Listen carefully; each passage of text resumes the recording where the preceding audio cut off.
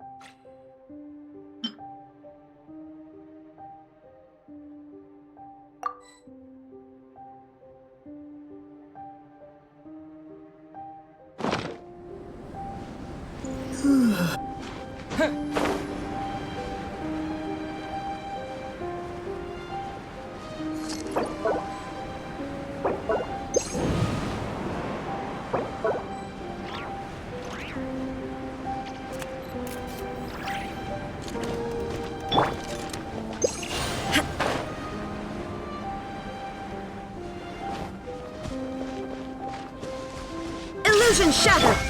Strike a pop! Hey!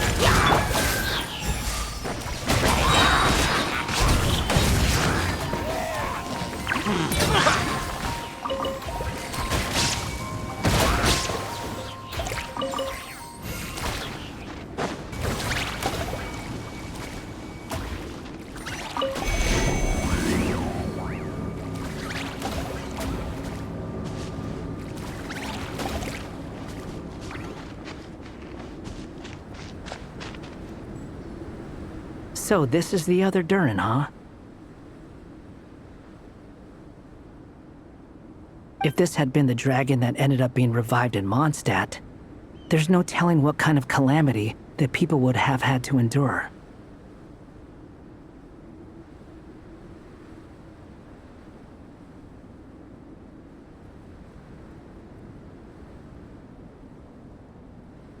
So, if you think about it like that, Durin's actually a hero.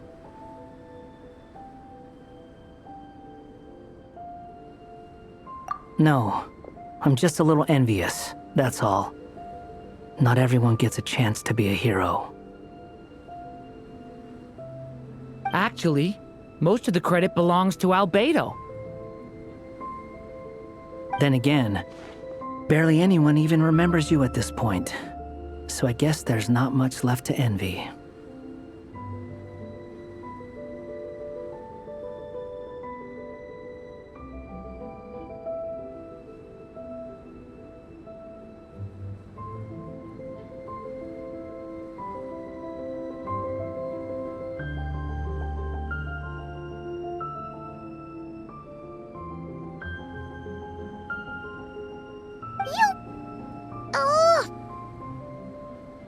Ah, so you three still remember Durin.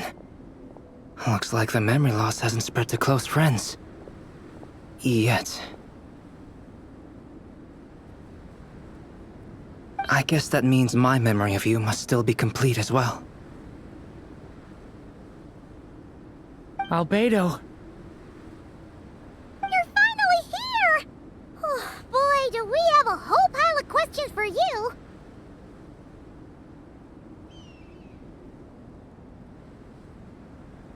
Oh, you're here too.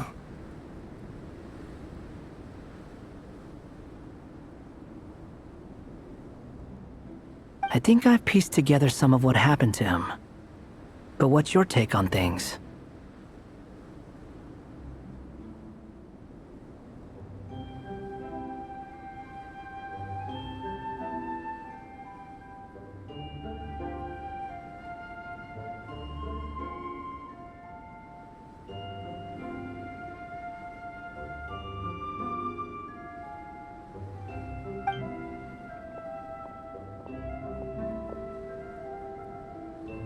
Master Jean filled me in on what happened, and I've got a few theories.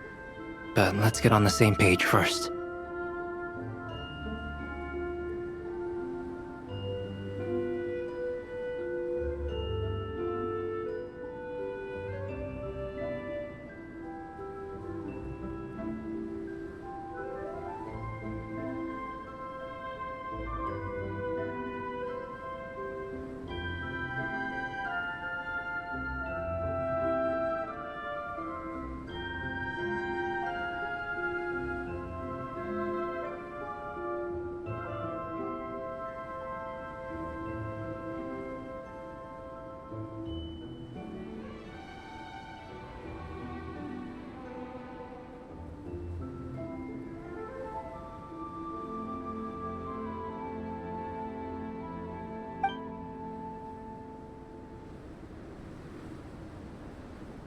Well, physically, he's doing fine.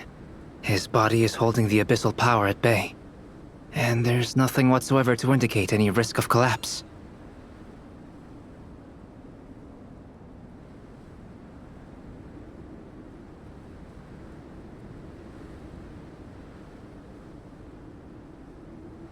So, from an alchemy point of view, there's nothing wrong with him? The issue isn't so much that the abyssal power within him has gotten out of control.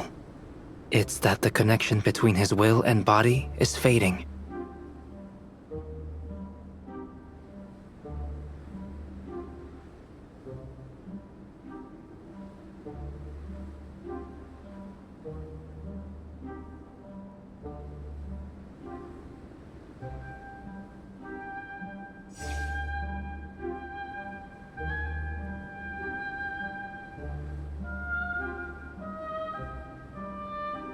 If he ends up losing his conscious will, his body will fall back on its biological instincts. And that's when the abyssal power within it will take over.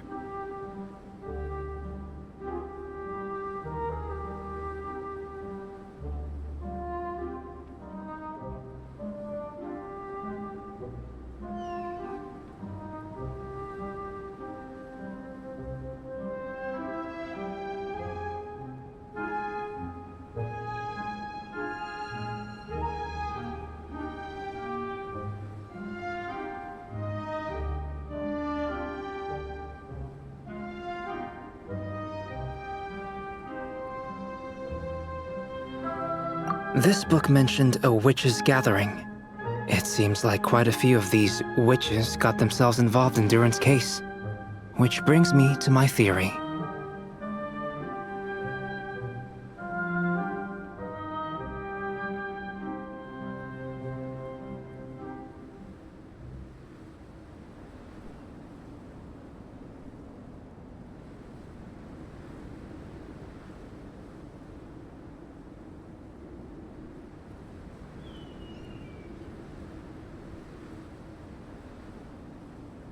Bringing fairy tale Duran into this world to replace the Duran on Dragonspine means using one Duran's fate to overwrite the others.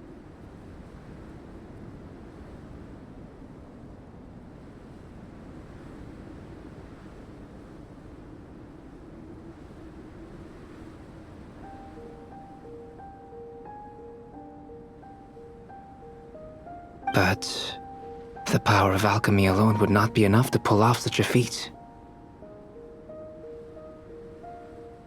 It would have required the combined use of Miss Barbeloff's astrology, my teacher's alchemy, and Aunt Alice's magic.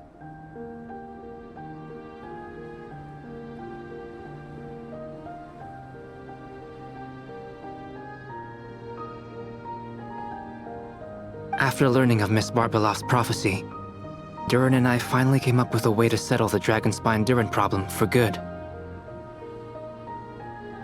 And I took care of the alchemy side of things, which, looking back on it, seems to have been a part of their plan all along.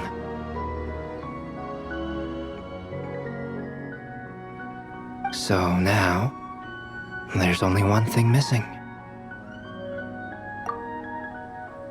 As for the fate theory our friend in the hat just mentioned,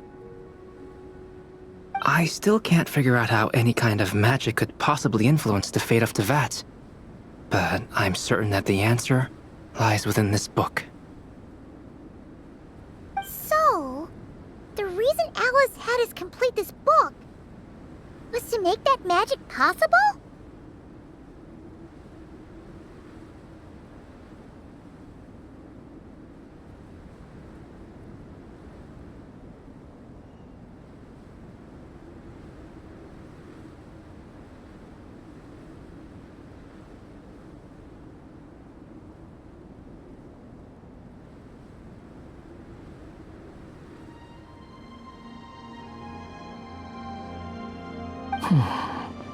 A form of magic powerful enough to rewrite fate itself. Well, we've no time to lose. I just need to take a look at the book. The next part of the story most likely relates to me, so the memory that unlocks it must be connected to me too.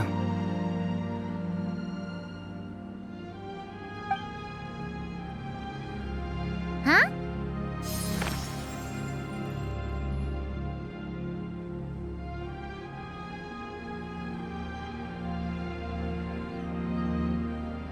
The giant tree was home to a broken branch, the shape of its splintered arm aligning perfectly with the branch that had burst forth from the castle walls.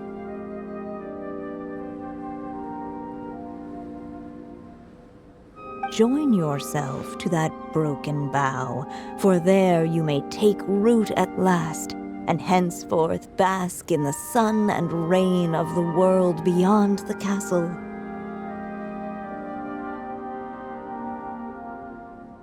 But first, fetch the stickiest clay and let it bind the scar of the break. I see.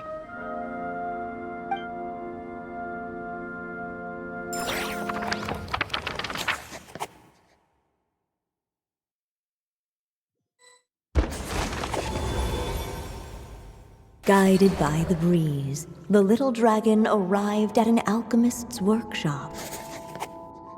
There he was greeted by a clay figure, a child molded by the Sage Witch's hands. Though gentle in appearance, he had inherited his mother's cold, sharp wisdom. And he was determined to avert the calamity the evil dragon would bring, and so was his helper, none other than the little dragon himself.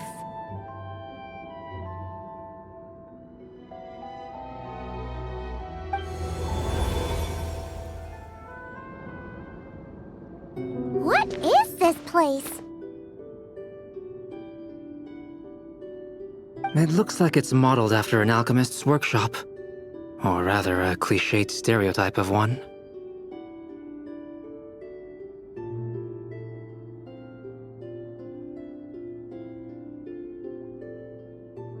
Albedo?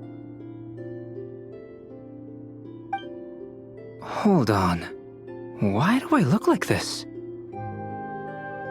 Oh, yeah! We forgot to tell you. Basically, the characters in the story are reflections of how Durin sees them. At least you're still human-shaped?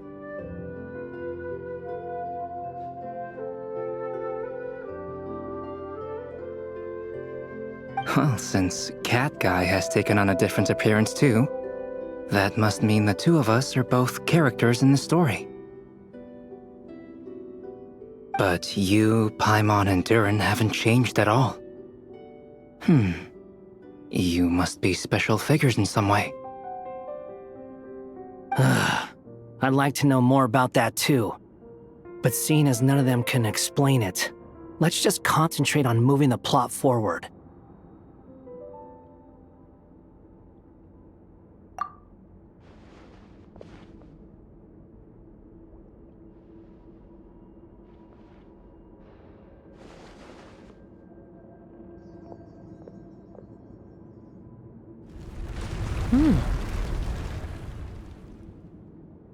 And just like that, the group stumbled upon a hidden passageway. Intricately crafted, it seemed to lead them towards another exciting chapter of the tale. Come on! What are we waiting for? Next chapter, here we come! Ouch! But this was a chapter that had not yet been written. Ahead of them was a storyless void, and they could go no further. What? Then what's the point of having a path here?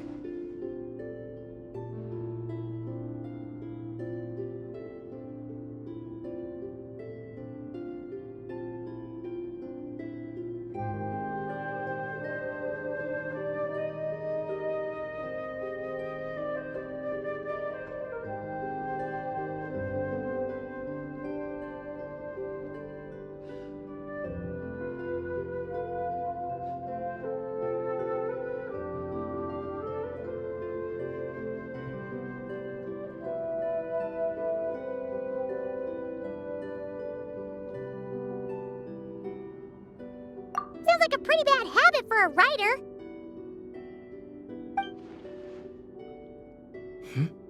Over here. I found something. What the clay figure found was none other than the evil dragon's heart itself. Though the creature had perished long ago, its heart was still there, pulsing away and growing warmer with every beat.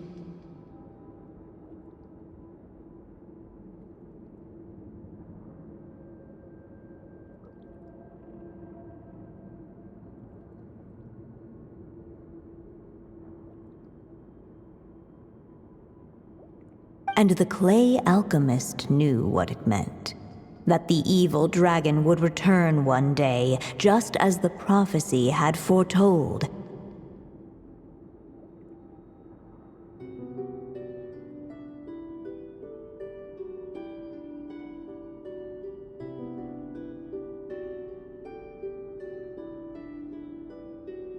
Yet, guided by his mother's wisdom, he foresaw another fate. If only the alchemist could bestow this heart upon the little dragon, he might be reborn in the evil dragon's stead. Only then would the evil dragon's heart grow still, and the little one inherit its tale.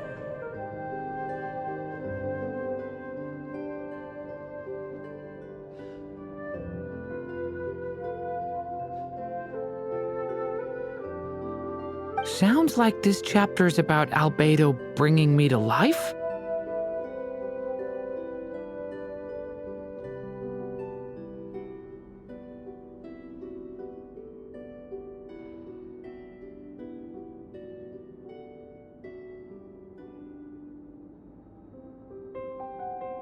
If that really was the solution, though, this would have been over the minute I finished the transmutation.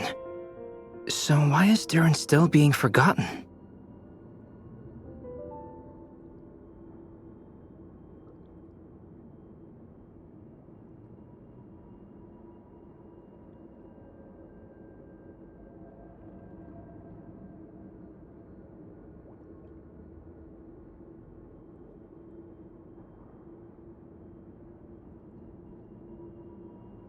There has to be some other reason.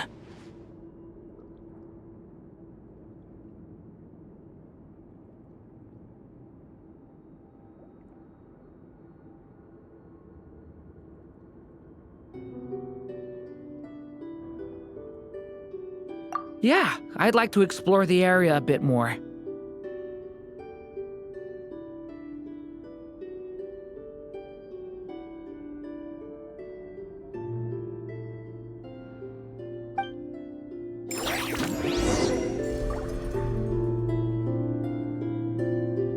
Unless the little dragon kept moving, eventually he would be forgotten.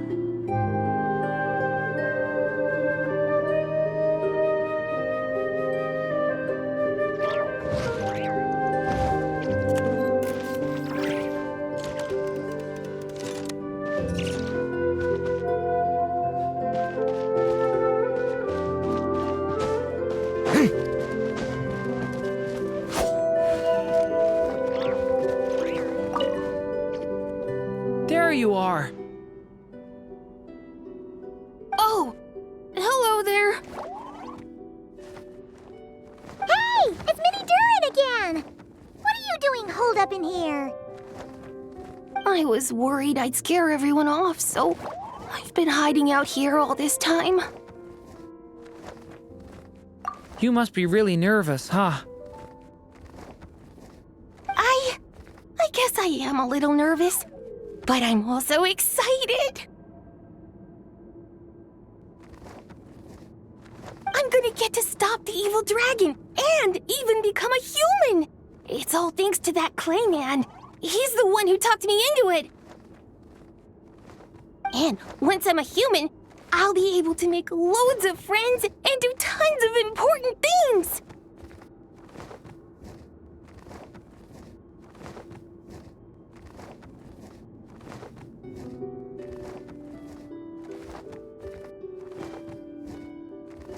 You'll make lots of friends, that's for sure. And go on many unforgettable adventures. I'm so glad to hear it. The only thing is, the clay man said becoming human isn't gonna be easy. So I'm feeling a little anxious too.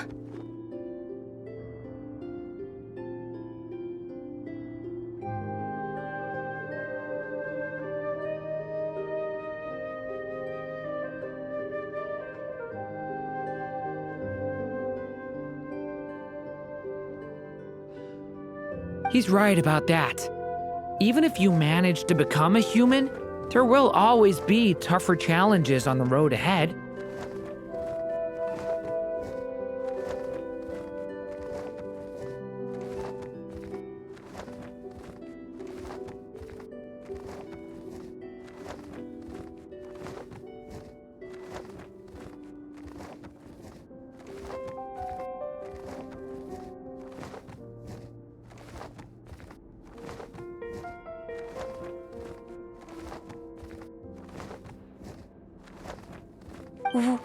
Really?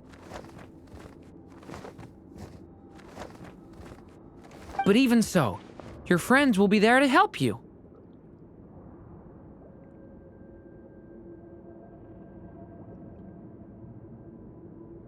Oh? Then I'm not afraid.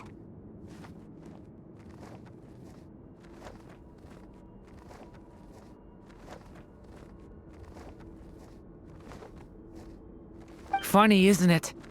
After talking to you, I'm not afraid anymore either. So, are you ready now? Yep, I'm ready to become a human.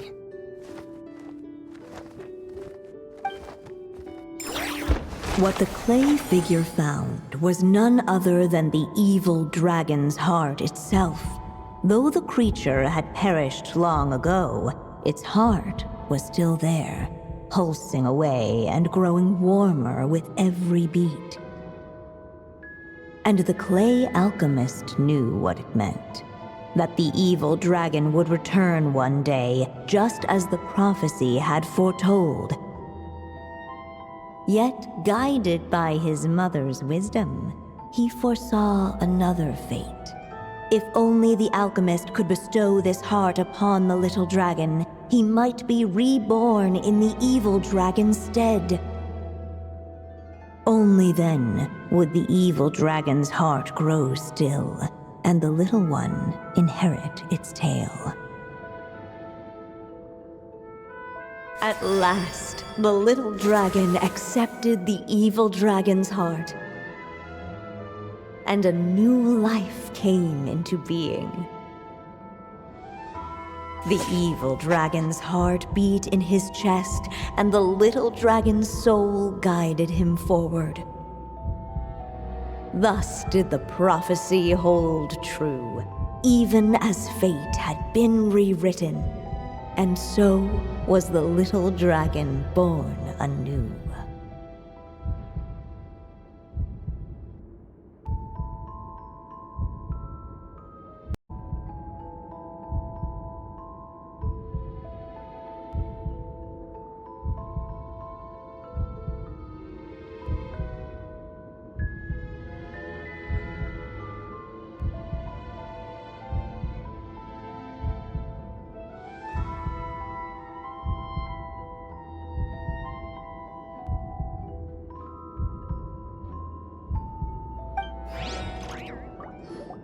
Finally! A happy ending!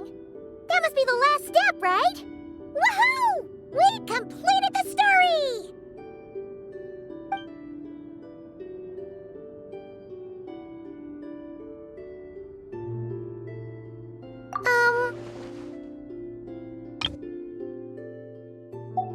Born anew, the little dragon set off once more, his story far from over.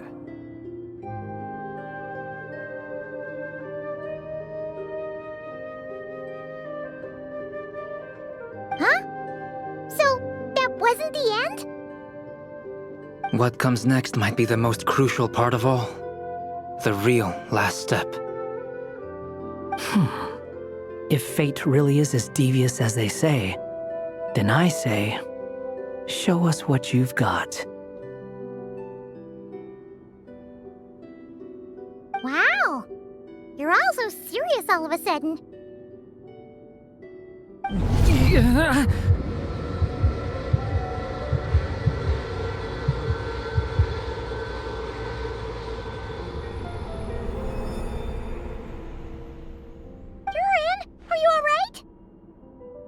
The evil dragon's heart was now one with the little dragon, yet the dark power within it still lingered. Would the little dragon dare to hold this power back, or would he simply give in?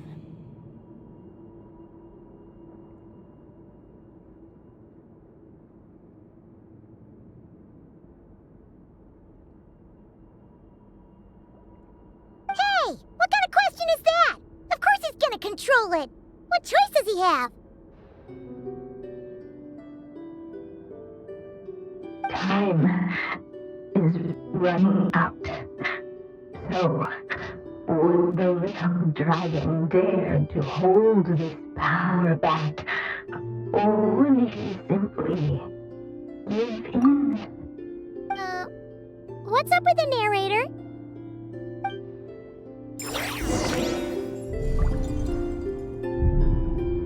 Would he dare to hold this power back? Or would he simply give in?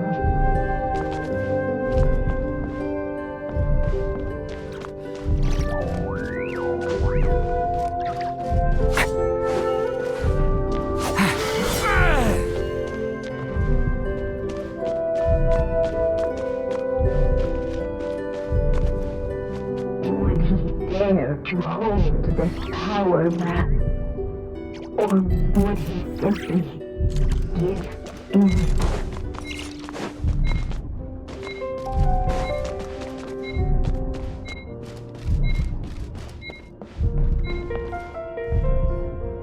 The little dragon and his companions blank.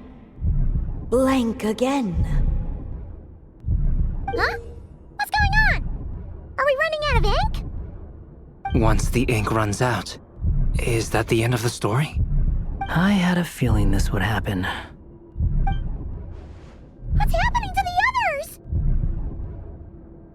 Now that the story's ink was spent, all that lay ahead were blank pages.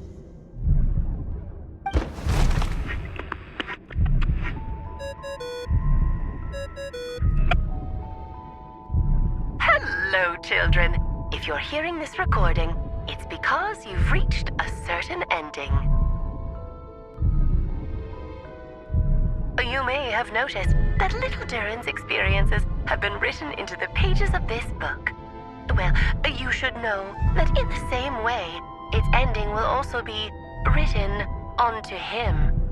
So be careful, because triggering a bad ending could be somewhat problematic.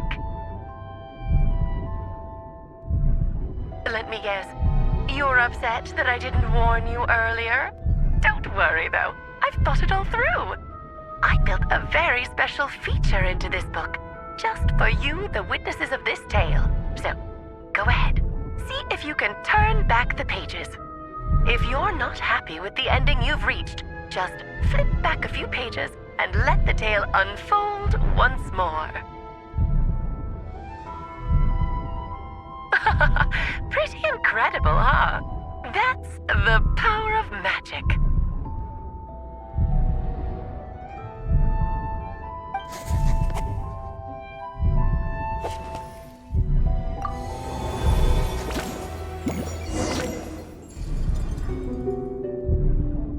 Would he dare to hold this power map?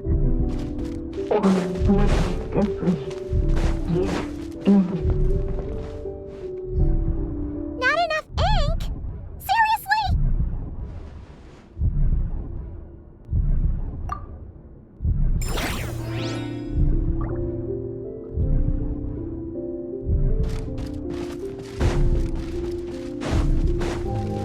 Would he dare to hold this power map? Or would he simply give in?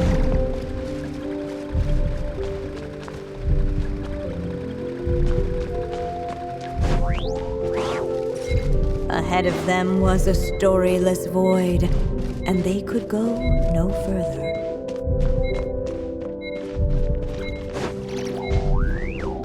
Would he dare to hold this power map? Or would he simply give in?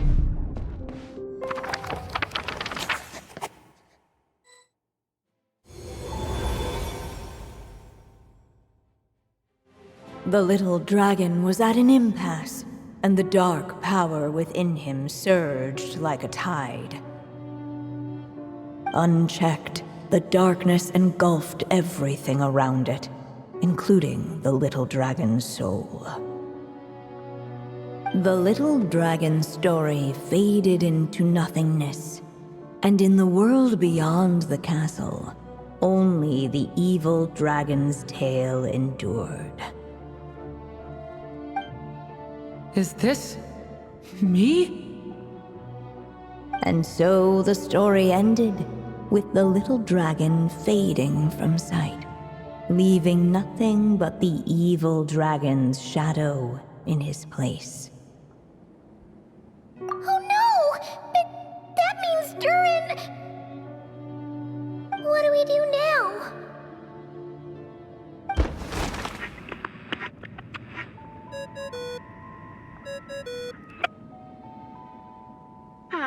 Looks like you've discovered another possible ending. Do not lose hope. You just need to keep searching, for there are possibilities that only you can bring to life.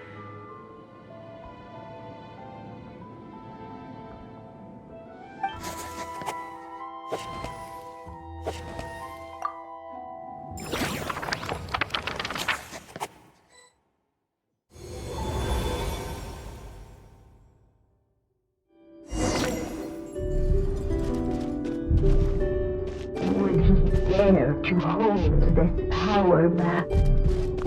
Or would he simply give in?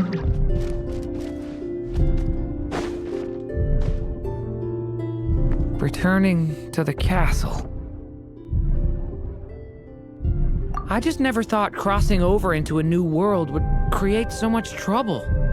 All I wanted was to make some friends. I'm starting to think I kind of miss being in Simulanka. You might look back on it with fondness, but if I were you, I wouldn't miss it.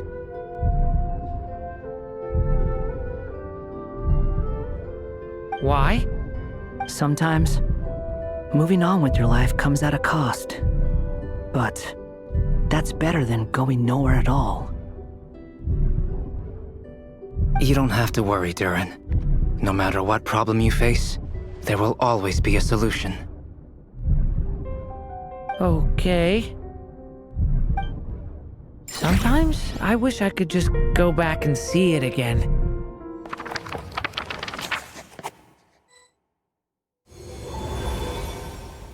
As the little dragon slipped back inside the castle's walls, the clamor of the outside world fell away.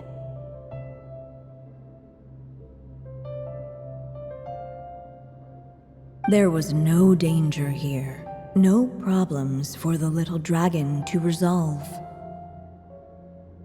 As soon as his mother finished her story, it was time for the child to drift off into the world of dreams.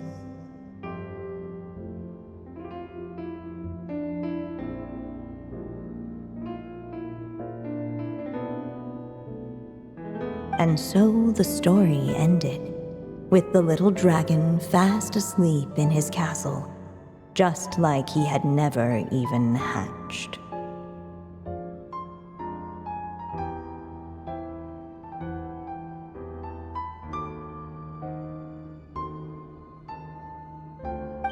What's going on? I feel so weak.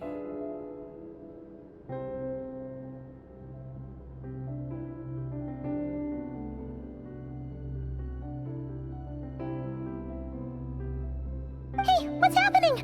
Durin, wake up! But, this can't be how it ends. Durin promised to bring back everyone's memories. There's no way he'd accept an ending like this.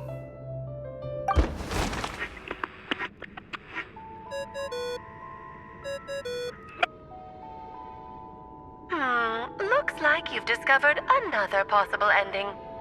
Do not lose hope. You just need to keep searching, for there are possibilities that only you can bring to life.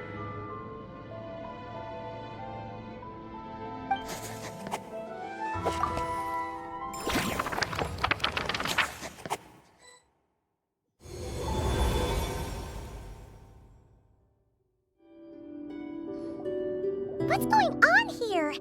Why isn't the story letting Durin just suppress the abyssal power? It keeps getting stuck.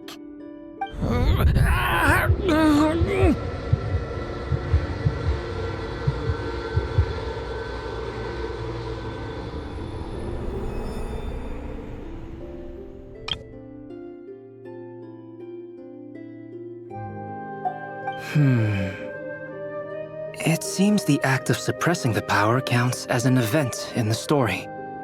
In other words, we would need ink to write it in. So, what now? Did we use too much earlier? How are we supposed to write a happy ending with only this much left?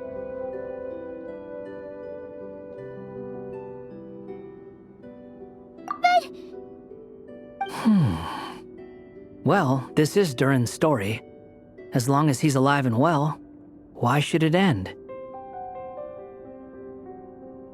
If there really is such a direct correlation between the story and his fate, I may have a potential hypothesis. Durin was, and still is in essence, a storybook character, written into being by M. From the moment he was born, he has always dwelt within her story. And I suspect that has remained the case, even after his arrival in Tevat. Reviving Durin in the evil dragon's place was an act of grafting this Durin story onto the latter's fate. In essence, that is how his fate was rewritten. But there is a fundamental difference between a being's story and its fate. As Miss Barbeloth reminded us, the fate of every living being in Tevat has been woven into the fabric of time. Its most natural path, therefore, is to proceed along its given track.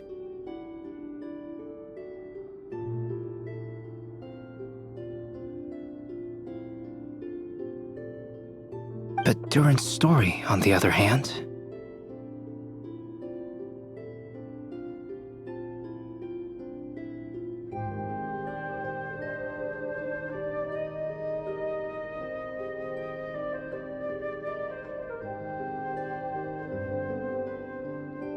as Duran's connection to this world wore thin, not only have people started to forget him, he started to lose control of the abyssal power within.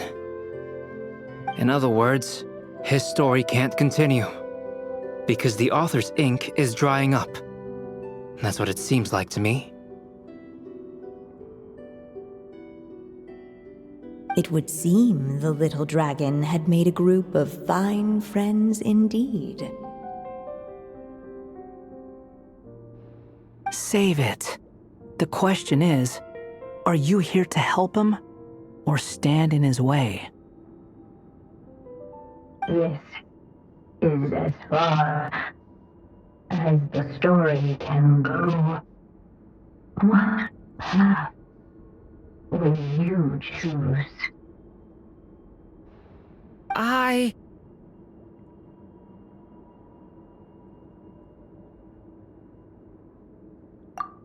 suppose the final decision is up to me.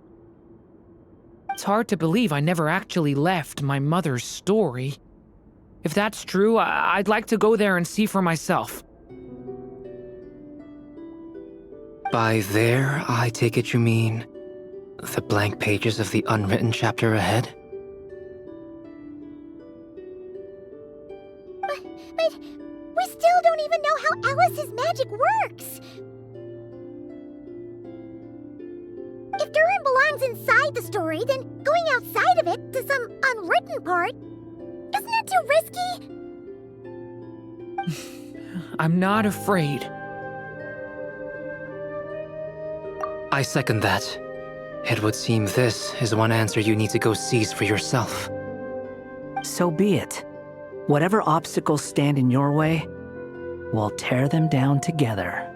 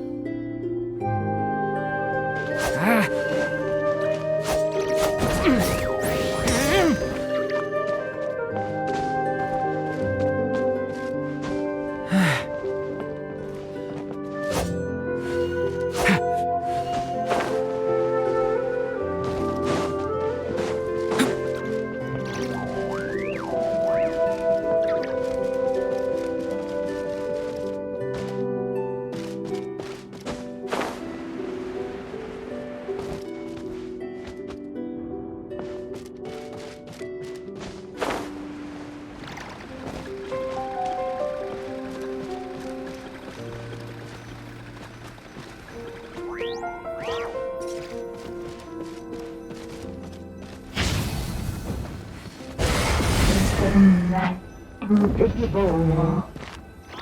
It was as if the little dragon was staring at the uncrossable edge of existence itself.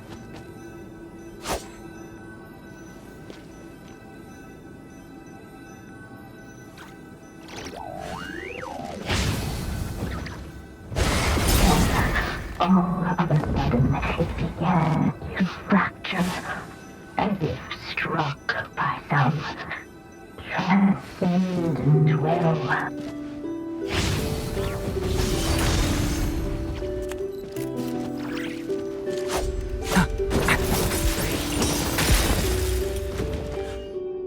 Gotta keep going.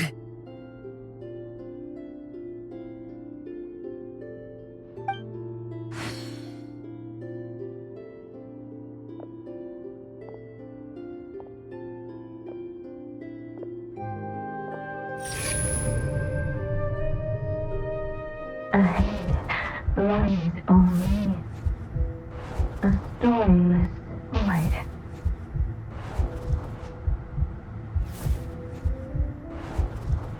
My consciousness is slipping away. Keep going, Durin. A pure soul is your essence, not an empty void.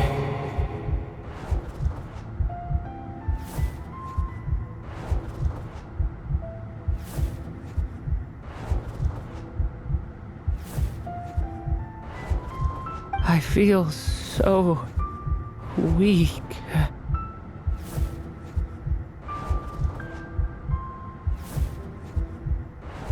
Stand tall, Durin. You are not some amorphous idea. The body I made for you is flesh and bone.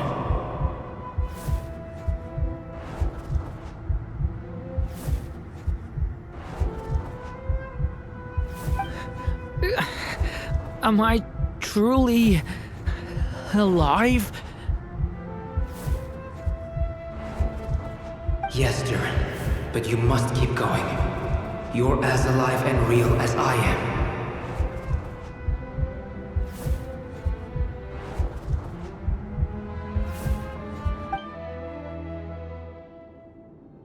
I can't feel a connection. You're not alone in this world, Durin. At the very least, you have me.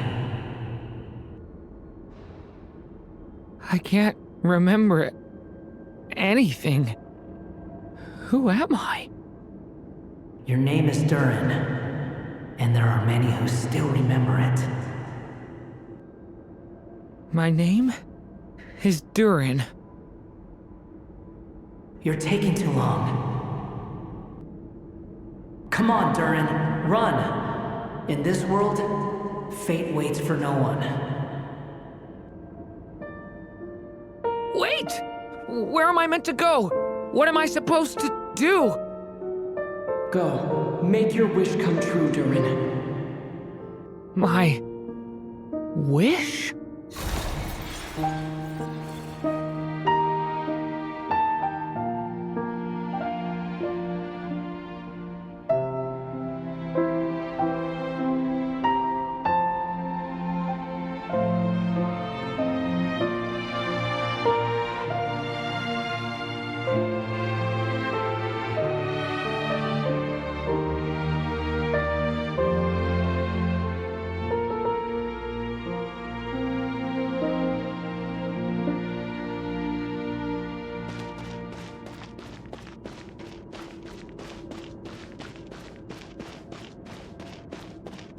Your story's not over yet!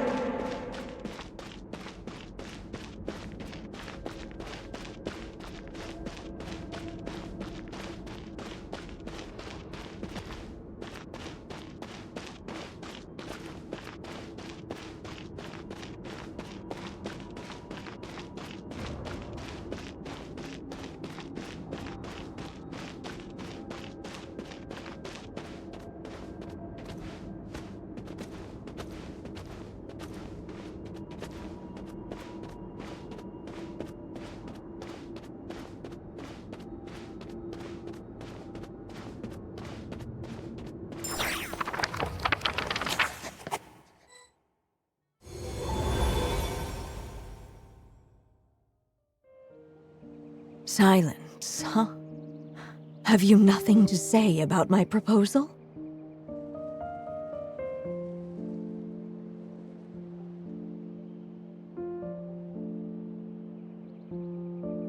Let me get this straight. You want to graft your story onto this unfinished thread of fate, and in doing so, not only rewrite that fate, but allow the story to live on.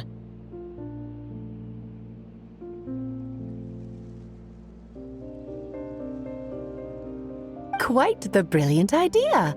Still, the story's survival depends entirely on whether the author keeps writing.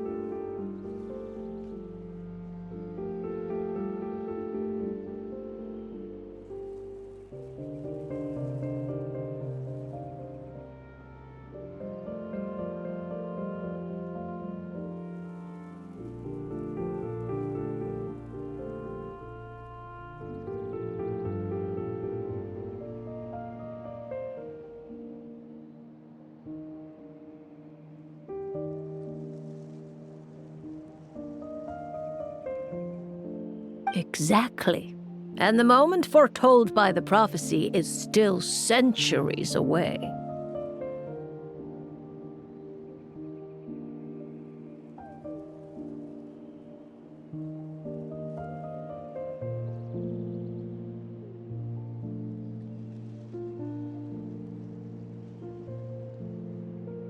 I see.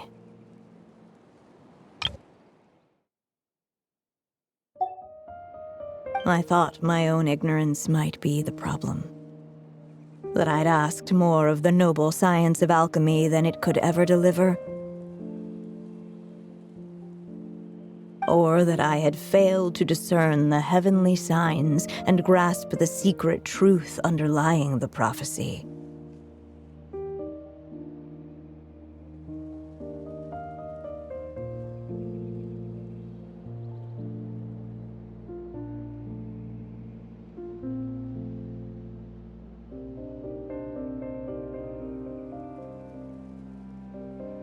Little did I imagine that time itself would prove to be the greatest hurdle of all.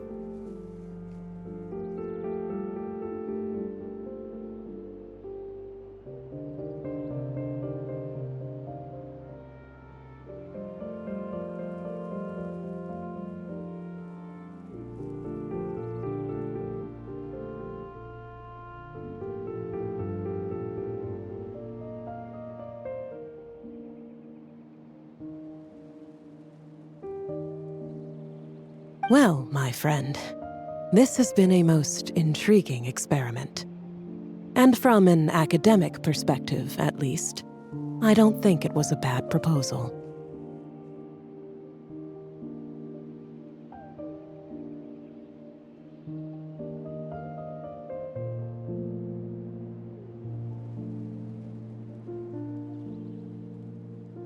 Someday, the prophecy will come to pass. So remember, my friend, much like the stars themselves, there will always be something that transcends the test of time.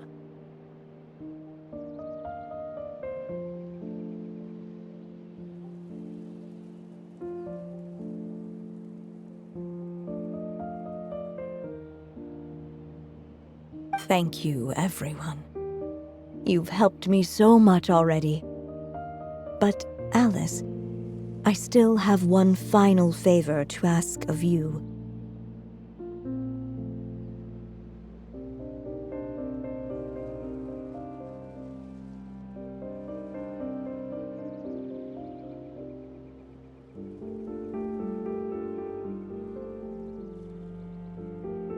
Will you lend me your magic one last time, just enough for me to keep his story alive until the prophecy is fulfilled?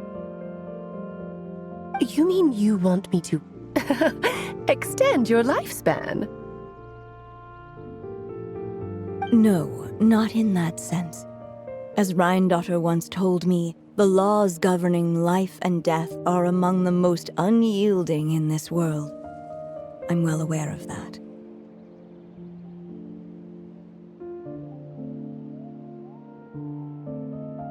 Whether it lasts a day or an age, the span of one's life is determined by fate alone.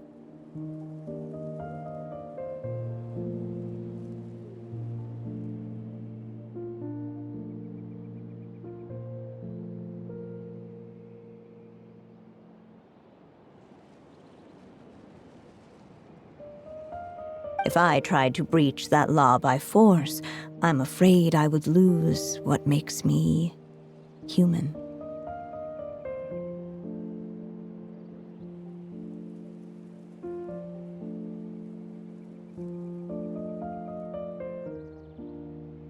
This is not a path I want to go down. If I am to die, then I shall die a human.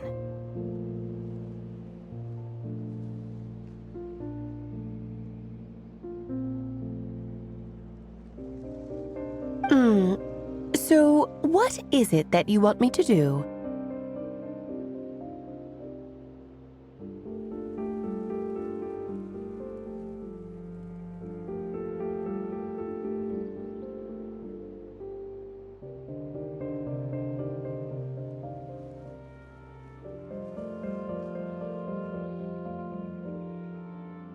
I would like you to send this pen of mine into the future.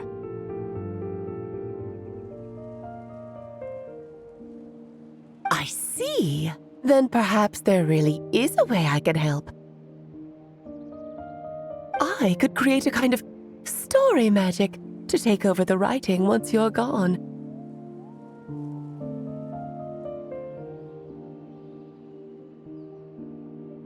Oh, but for it to work, you would need to provide enough of your own words for it to learn from.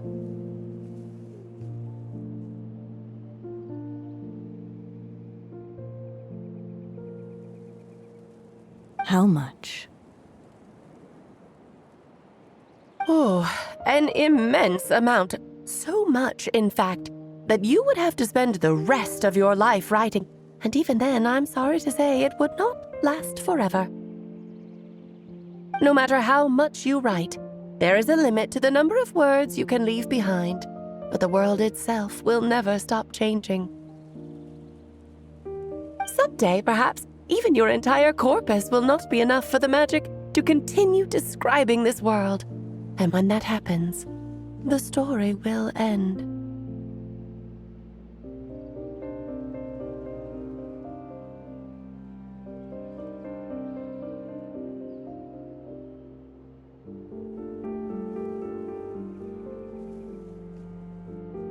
Still, it's worth a try.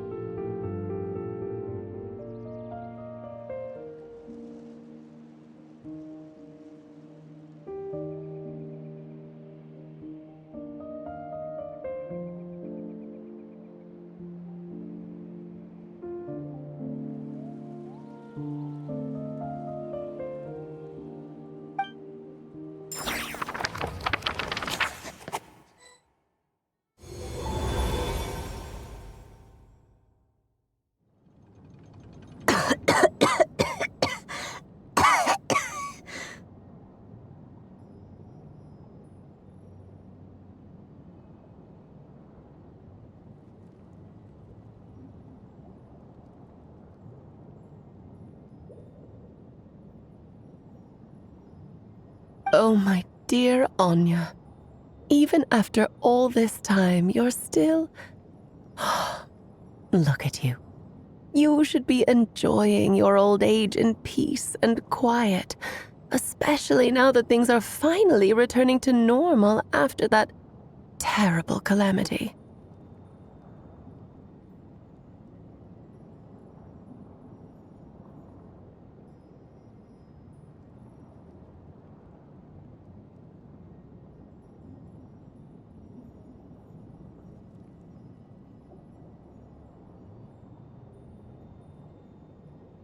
Once he leaves Simulanka, things will only get more complicated.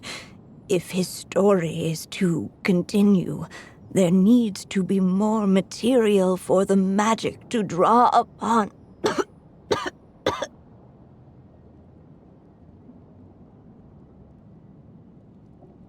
I'll just have to skip over some of the less important details.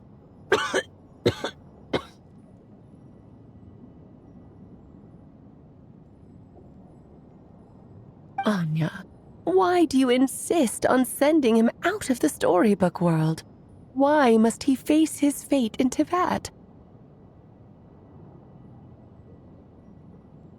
Why not just let him remain within the story? With my magic, even fate's curse could be undone and he could live happily ever after. I suppose. In fairy tales, all it takes is a heartfelt wish. And even a wooden puppet can turn himself into a real boy and live happily ever after.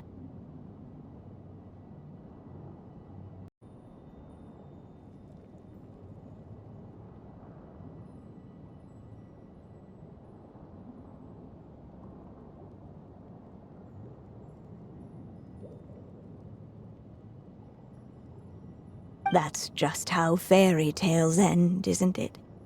But have you ever wondered what happens to the main character after the ever after?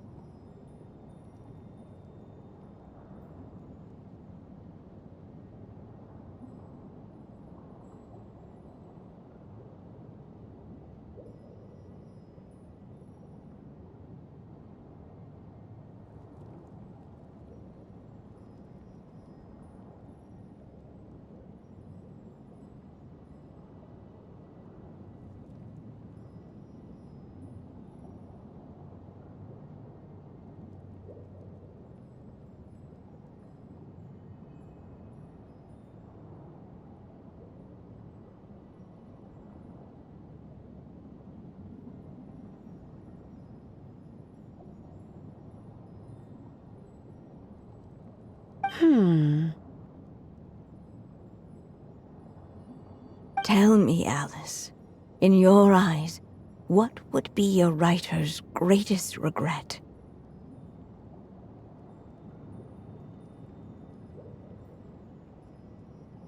To leave a story without an ending.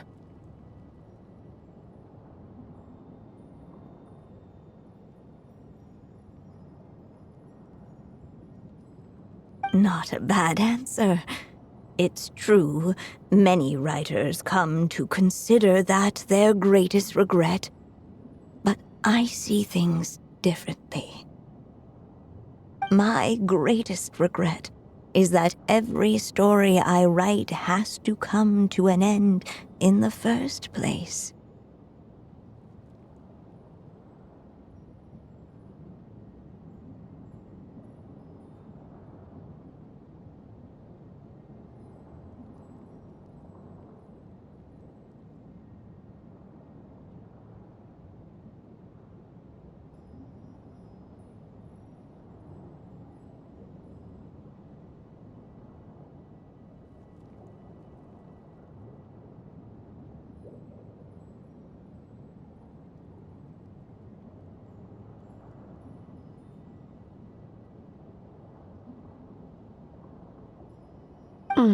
Anya. No matter how brilliantly a character shines, the moment their story ends, their potential is lost forever. For them, the story itself becomes an inescapable fate. But what if, instead, I could place my pen in their hand and let them continue the story themselves? You mean... You said it yourself. I can only leave so many words behind. Even with your magic, the idea that I could keep the story going until the prophecy comes to pass is wishful thinking at best.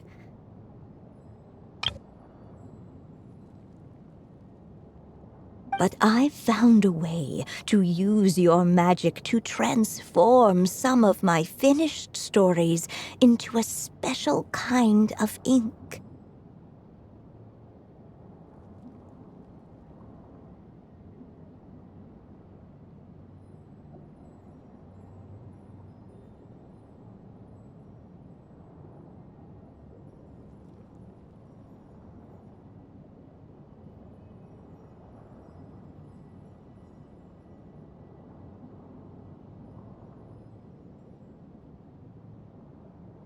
This ink is a magical medium he can use to complete the story the way he wants to.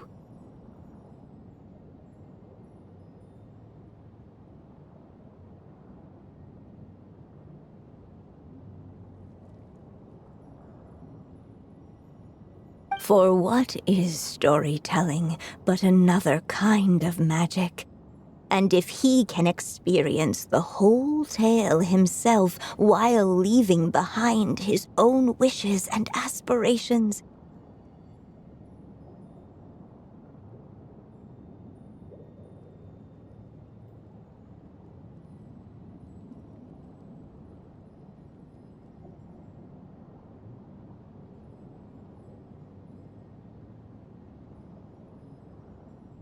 even once he reaches the chapter where I stopped, he'll still be able to carry the story forward on his own.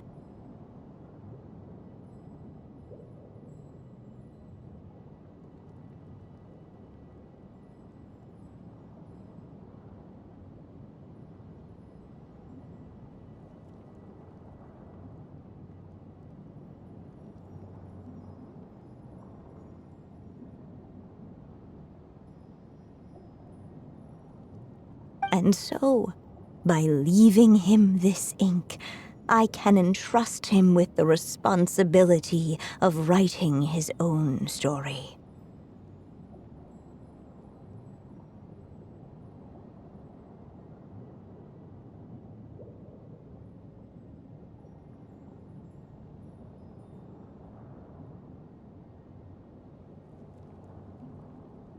A character with the power to write their own story.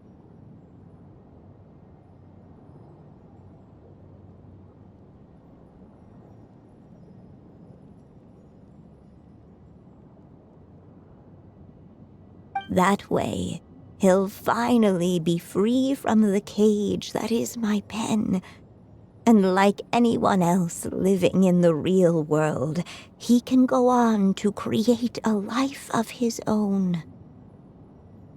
And you no longer need to worry about the constraints of my magic.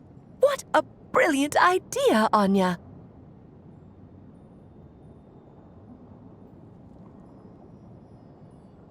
But there are still risks. First of all, once he arrives in Tivat, he'll have to rely entirely on the story you left him to maintain his connection to that world. As you gradually hand over creative control, that connection will grow weaker, and at some point, he might lose it altogether.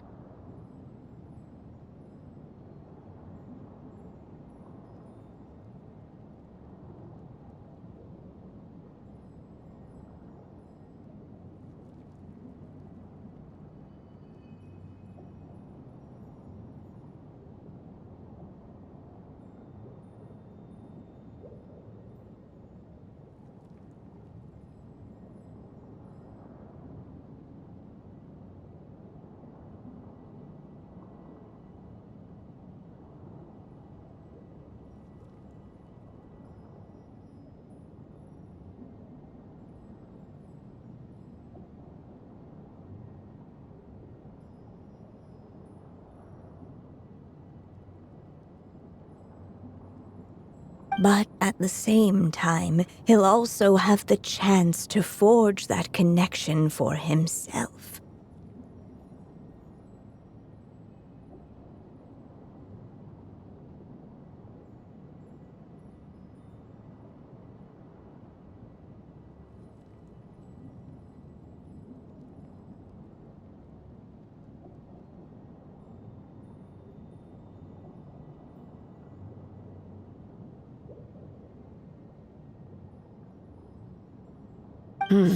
The issue is, this method taps into too many of Tivet's core secrets. Any overt hints you try to leave will be erased in no time.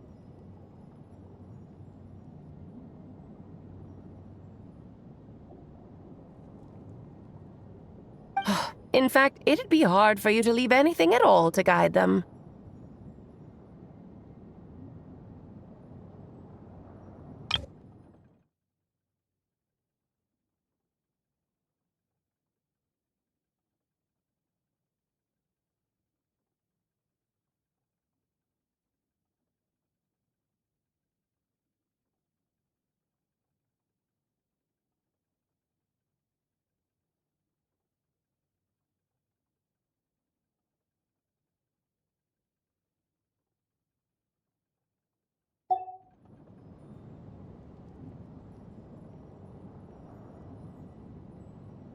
We still have the story itself, though.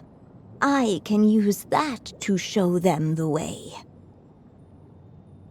It's entirely possible he burns through all your ink, never reaches the chapter you had in mind, and gets stuck, roaming the chapters of his past.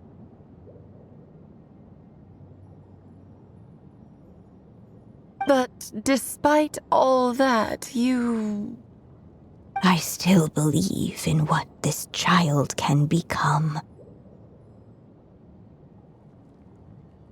His hopes and wishes can be his ink, so he won't be trapped by mine running dry.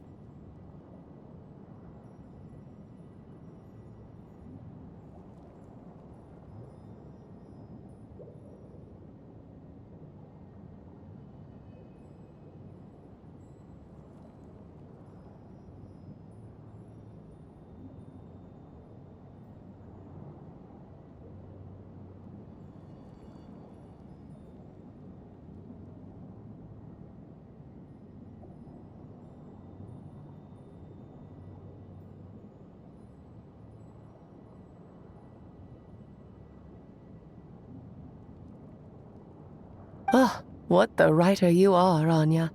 Your imagination never ceases to amaze. And you do know how much I love a happy ending. You shall have my help, my dear. Thank you, my friend.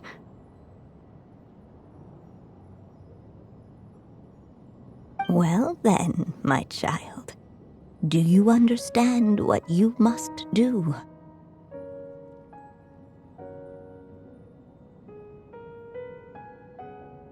Yes, I think I do.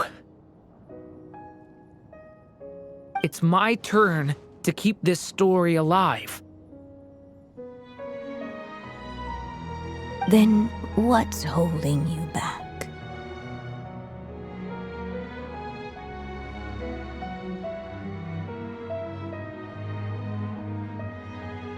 What will become of you after I take up this pen?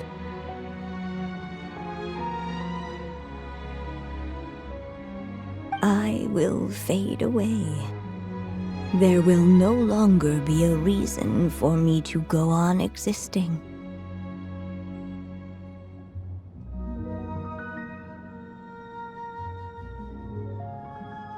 My child, or your mother, I should say, passed away long ago.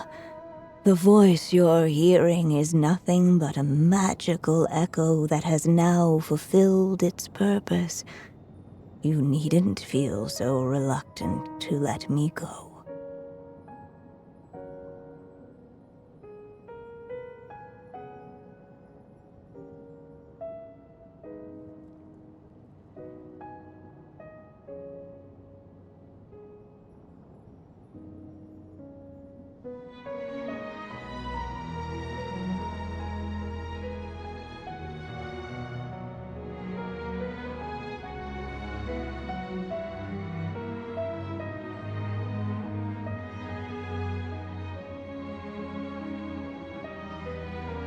I know.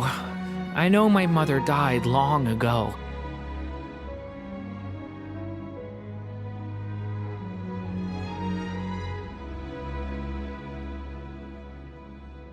It's just, when you lose your mom too soon, it's hard to tear yourself away from the stories she used to read.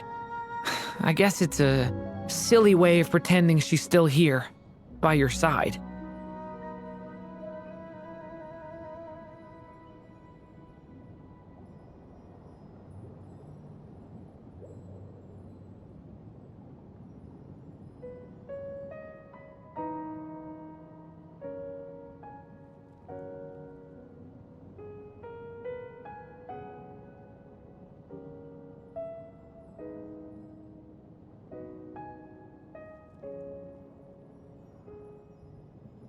Durin. But after coming to this world and traveling it with my friends, facing all kinds of enemies together,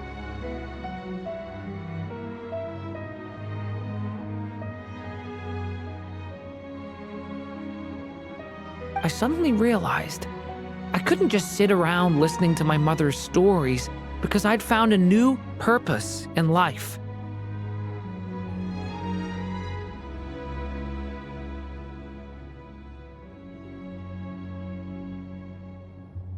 Maybe this is just what growing up feels like. With all my new friends waiting, it's time I finally set aside my mother's storybook.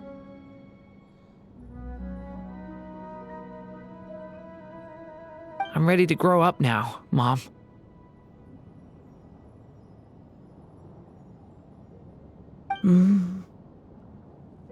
Then take this. A gift I should have given you a long time ago. You've witnessed this story from the very beginning, made your wishes, offered your blessings, and even wrote your choices into its pages.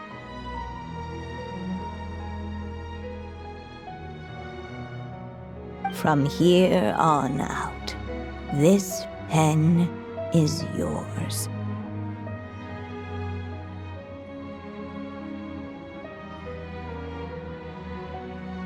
Now I ask of you, the other pillar of this story, as both its reader and its witness.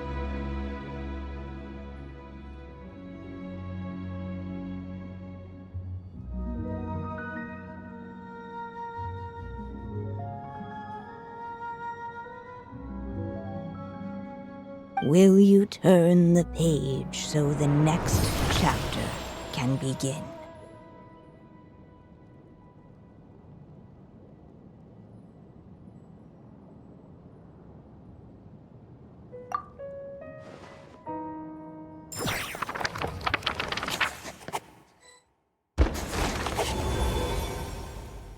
Suddenly, and without warning, the powers of darkness struck. The question was, could the little dragon prevail? Alas, it was here that the story witch's tale had to end. But Durin's tale, on the other hand, had only just begun. Stepping into his mother's memories, he picked up her pen.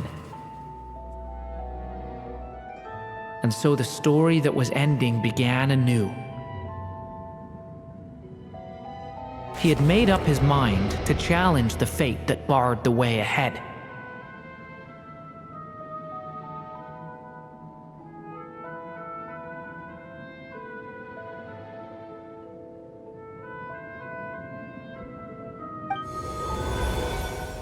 Looks like this is the final step.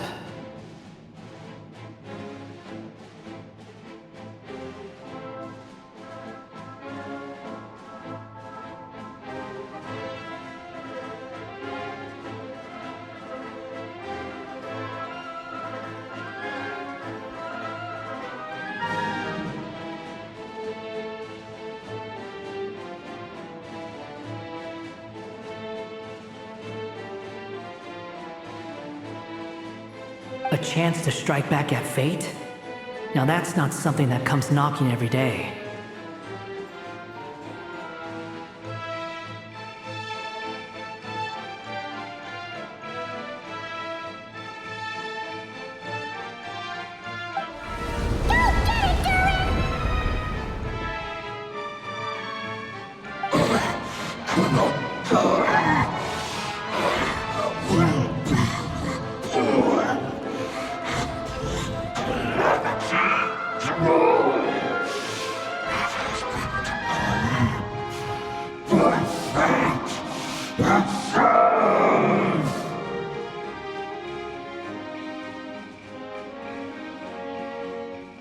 No, that fate no longer defines me. In the end, only my story shall endure.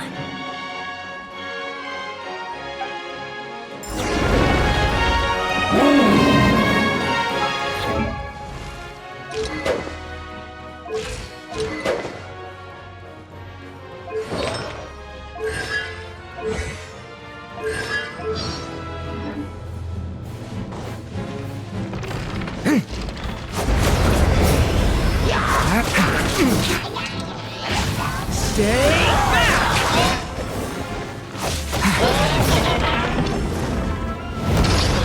Stop that!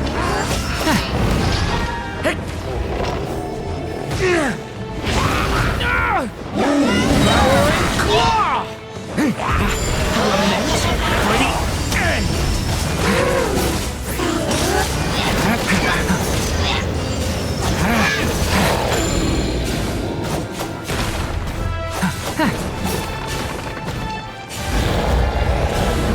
No dodging this one. Here, I'll help lift you up.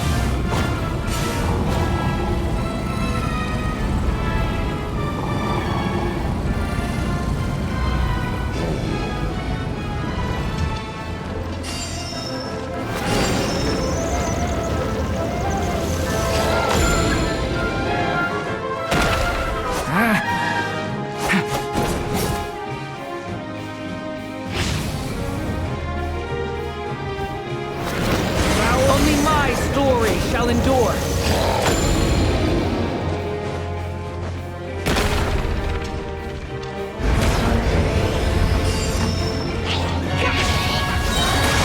The story has only just begun.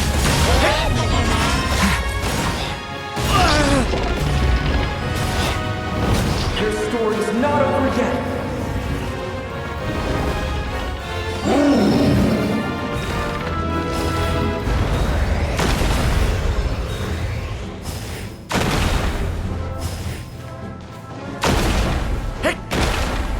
Looks like there's nowhere to hide. Here, I'll cover for you.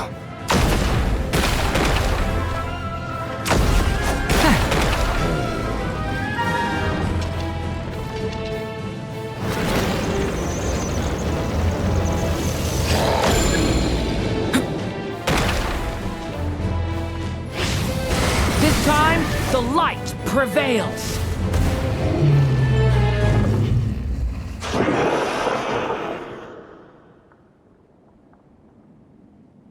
Thank you, Mom.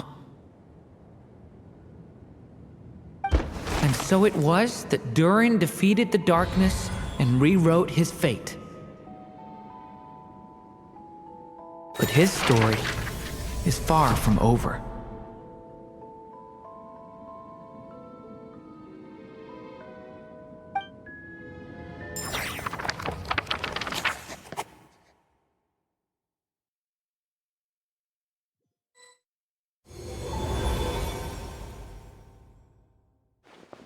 Is everyone okay? We're fine, thanks. And hey, we all saw how you fought back there. That was awesome!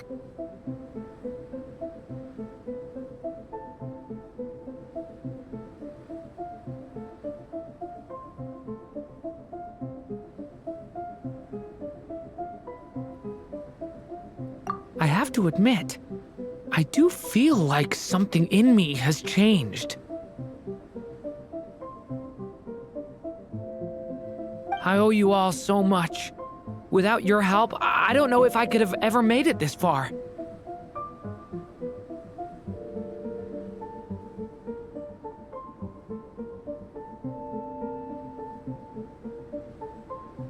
Just a shame I could only help out from the sidelines. Like I said before, it's not every day that you get to put fate in its place.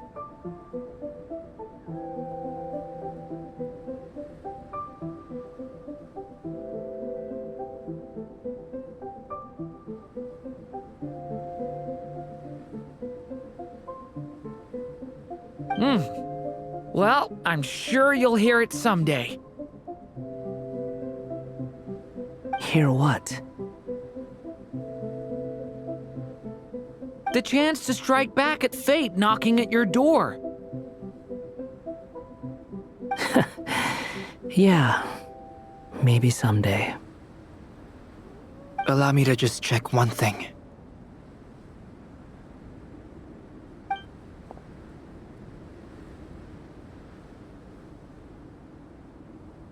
Yes. The abyssal power within you has stabilized again. And those strange symptoms you were experiencing seem to have completely disappeared.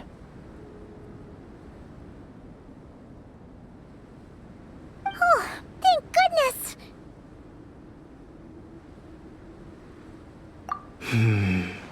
I wonder what it means, though. Aside from the principles of alchemy, what other law of this world governs his being? Look, it all turned out fine, so just leave it at that. Now that this one's out of danger, it's time for me to get out of here. You're leaving so soon? What, don't humans usually throw a party after something like this? A party? Do I look like that kind of guy? Anyway, come find me again next time you're in trouble. That's what friends are for, right?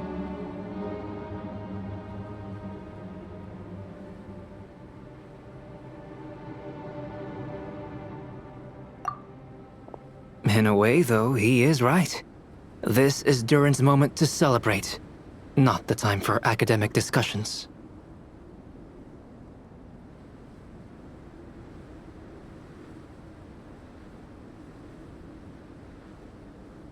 Hey, I don't blame you for asking. And honestly, I'd be perfectly happy to talk about it. It's just, I wouldn't even know where to start.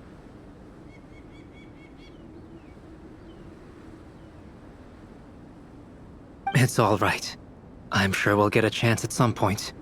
After all, your story's only just begun.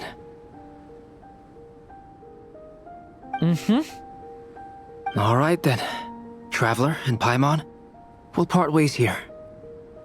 Given the extraordinary nature of the things we witnessed today, I need to make sure it's all recorded properly.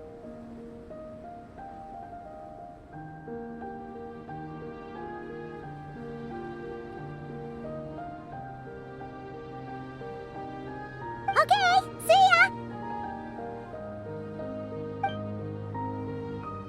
So, it's party time next! Huh?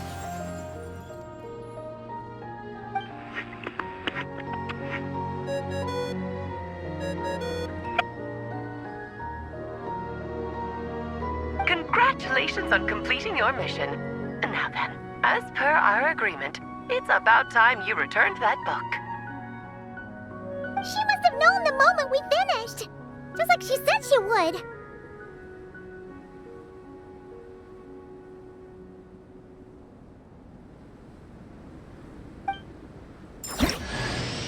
I've heard dressing appropriately is a must for socializing.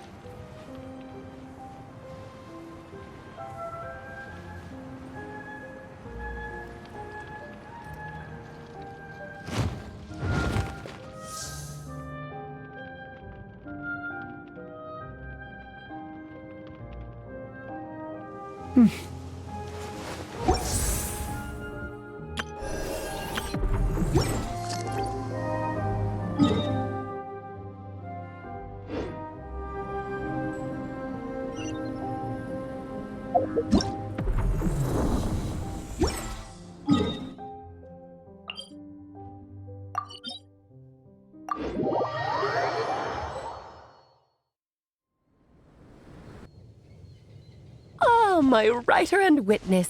It's been quite the journey, hasn't it?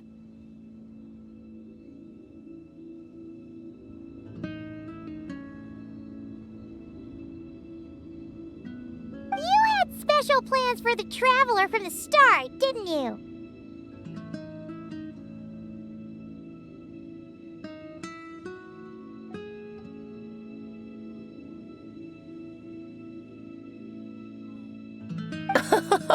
But of course, that goes without saying. For a story to live on, it needs both a writer and a reader.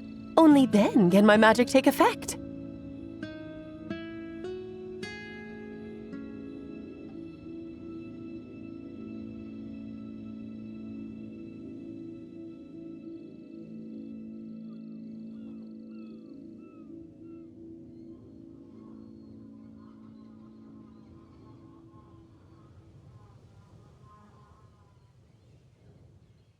I chose the Traveler as the witness because of the special nature of who he is.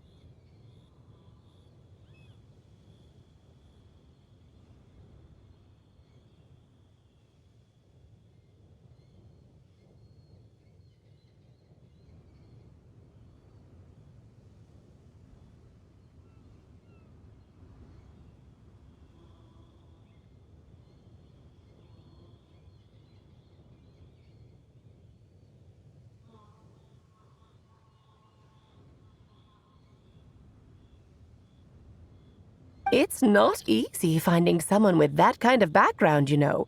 For a moment, I even considered taking the role myself.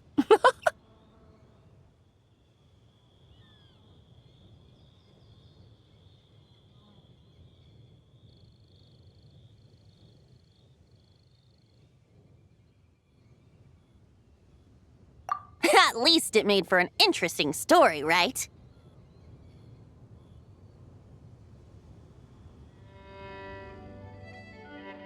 Huh? What are you doing here, tone-deaf bard? With the Hexenzirkel carrying out such a risky experiment in Mondstadt, it didn't cross your minds that the Animo Archon might be slightly curious?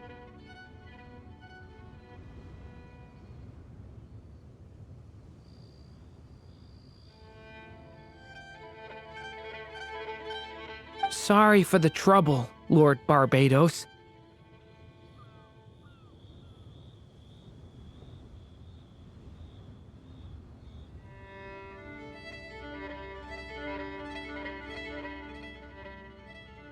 Think nothing of it. I dare say the Animo Archon quite enjoyed coming along for the ride. Now then, as agreed, let us see the fruits of your labor.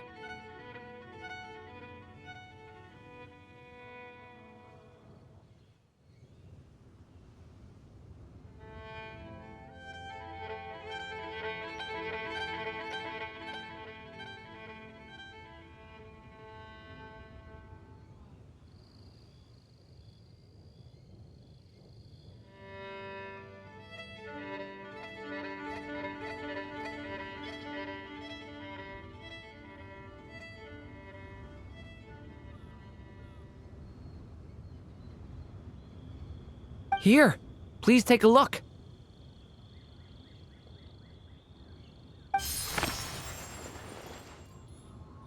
Well. Somehow, despite all my careful planning, it still turned out to be full of surprises. It never even crossed my mind that Rhindotter's child would be capable of handling that kind of alchemy in her stead. When he asked for help with the materials, oh my, I nearly couldn't believe it. If only the others were here too, we could all celebrate together.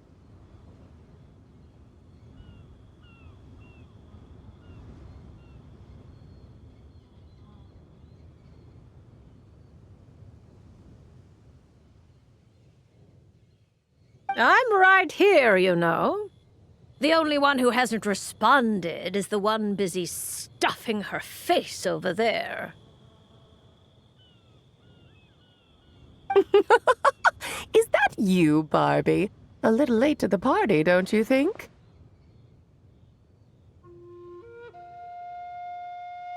Come here, child. Let me take a closer look at you. All right, Aunt Seer Witch. Here I am.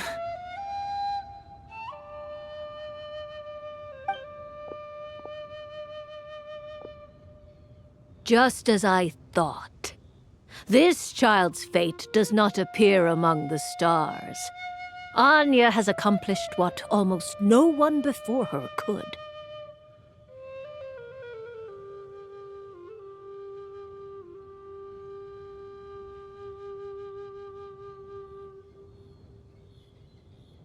What does that mean?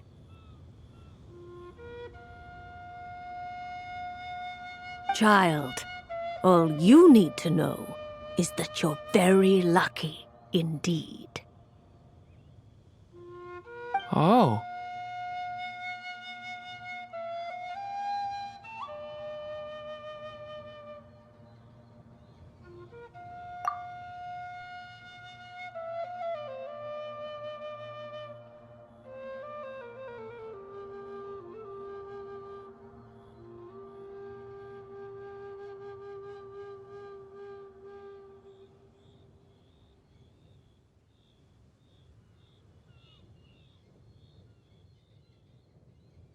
Just like how she was in the story, huh?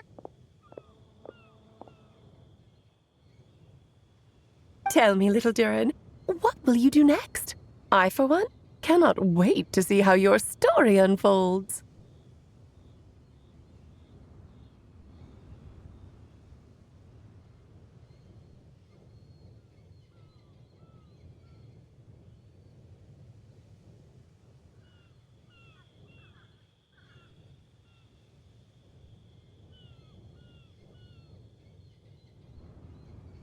Well, there's so much I want to do. I'm not even sure where to begin.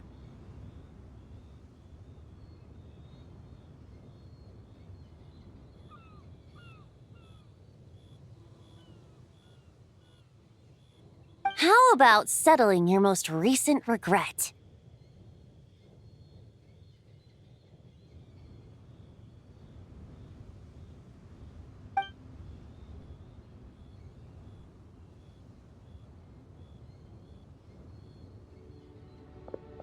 Not so fast, Tone-Deaf Bard!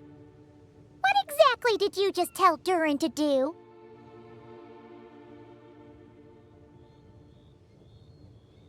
To make the long overdue wish come true.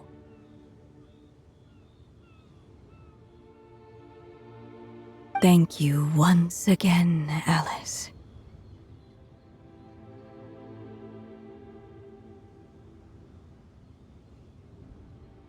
How much time do you have left? I believe these should be my final moments. Just enough time to say goodbye to my dearest friend.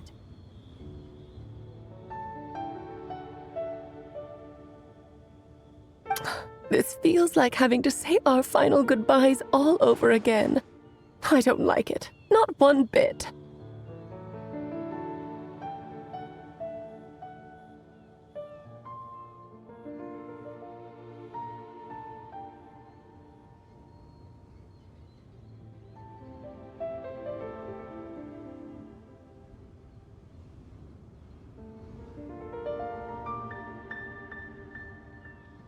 I don't know how to respond to that.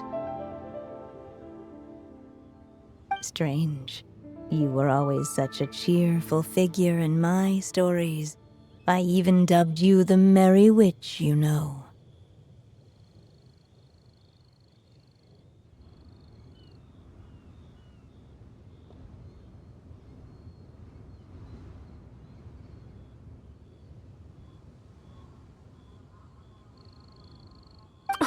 Oh, please. You know full well it was your stories that first taught me what true pain and sadness felt like. Aside from saying goodbye to me, shouldn't you also leave a few words for the child? Since the book will be his to continue, why don't you write him a little parting note?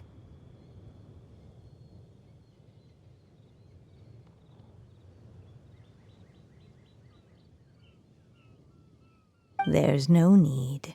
His mother already did that long, long ago.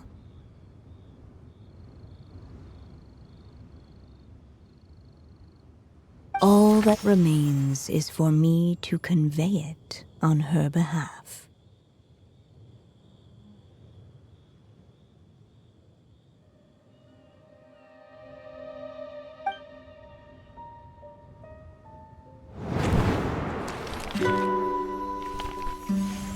My child, these may be the last words I get to leave you.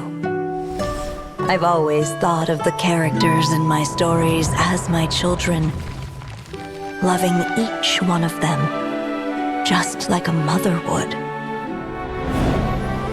But you are the most extraordinary of them all. You alone can defy the fate of this world and write the perfect ending to my story. You alone shall leave these pages for a future I will not see. Still I say to you, fly, my sweet child.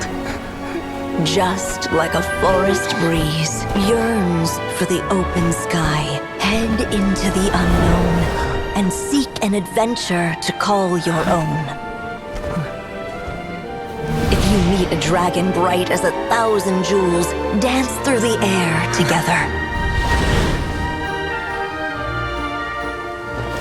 You are not alone, for this world has accepted your place in it.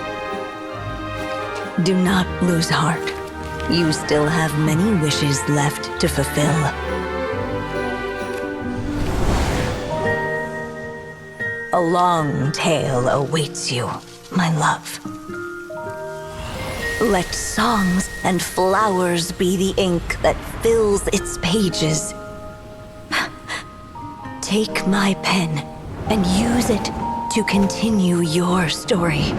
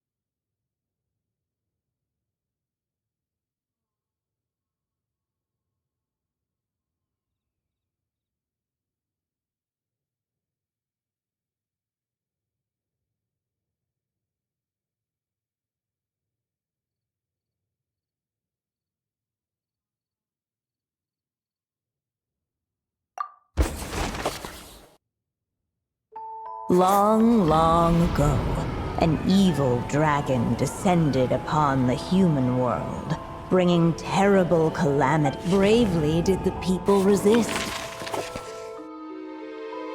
Even a war that shook the world. The witches did not linger. Her fellow witches, in the end, in the midst, but hearing this, and so the other. Oh, and I. Who knows?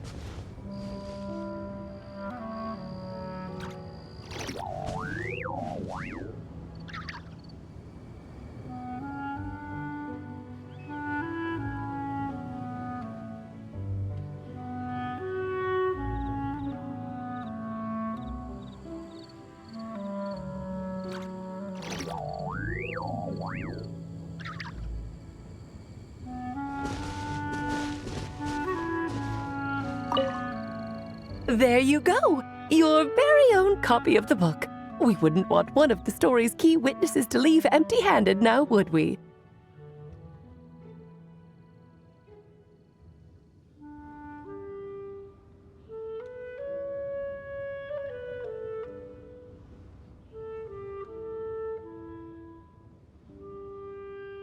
Of course, this copy isn't magical in the same way, but rest assured, all the twists and turns are still there.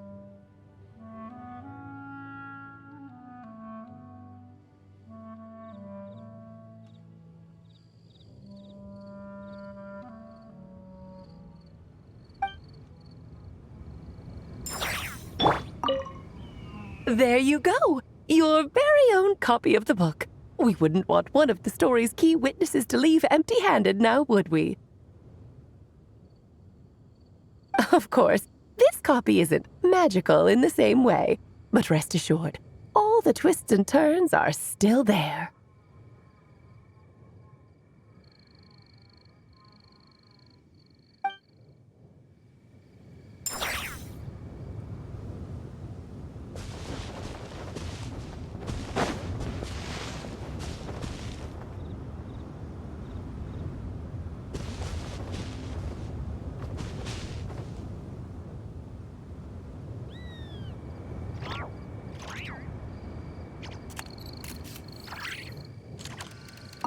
And so they flew together, Durin and Dvalin, over the skies of Mondstadt.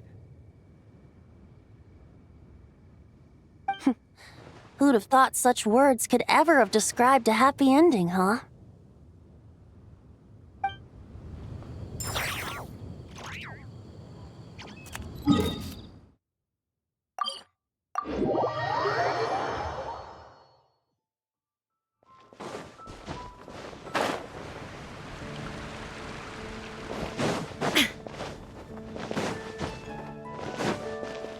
Ad Astra. Thank you for complete. Ad Astra.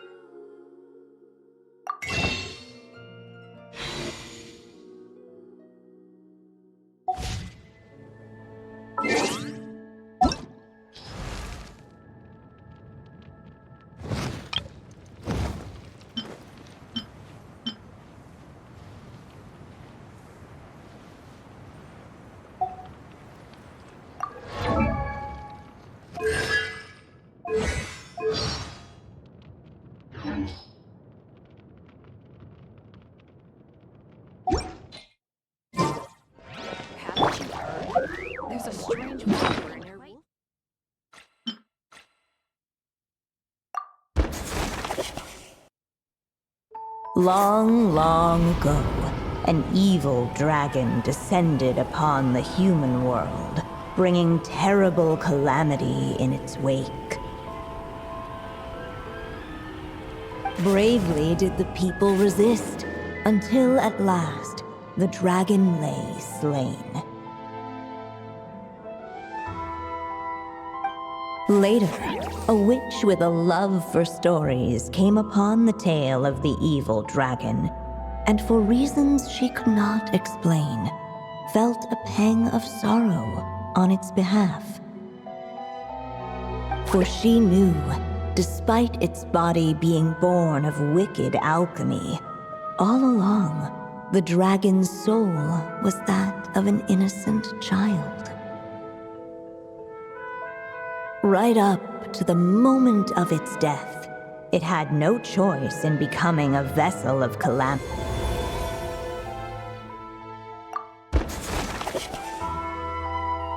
Long, long ago, bravely did the people. Later, a witch with a love for stories came upon the tale of the evil dragon, and for reasons she could not explain, felt a pang of sorrow on its behalf. For she knew, despite its body being born of wicked alchemy, all along, the dragon's soul was that of an innocent child. Right up to the moment of its death, it had no choice in becoming a vessel of calamity, nor could it fathom the cruel fate that lay before it.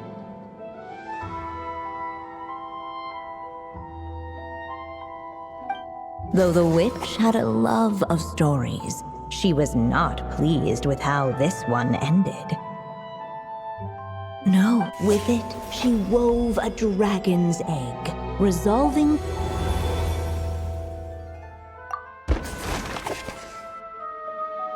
Long, long ago, bravely did the people... Later, for she knew, though the witch had a love of stories, she was not pleased with how this one ended. No, that won't do, she thought.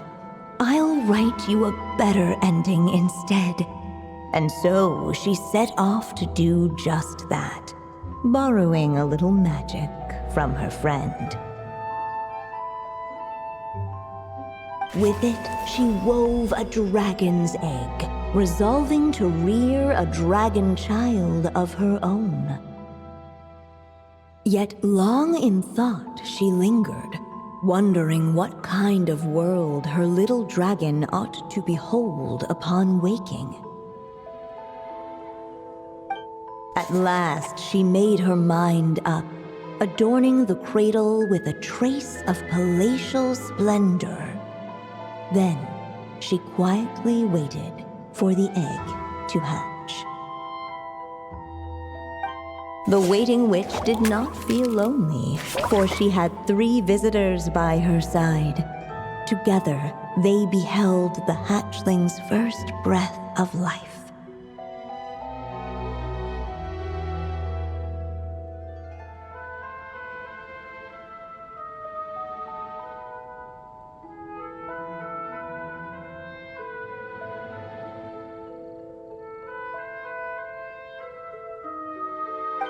Holding her dragon child close, the witch promised him a life unlike that of the evil dragon. And so, nestled in his mother's warm embrace, did the little dragon's story begin.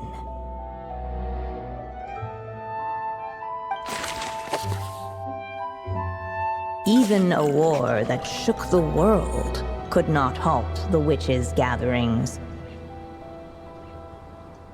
Yet even so, with the passing of time, 3 of their teacups no longer came to be set.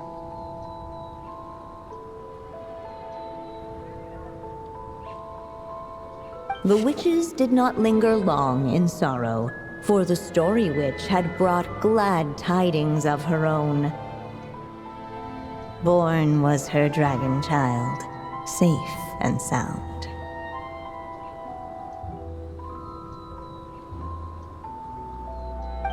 her fellow witches offered up their blessings, eagerly debating how to celebrate the child's birth.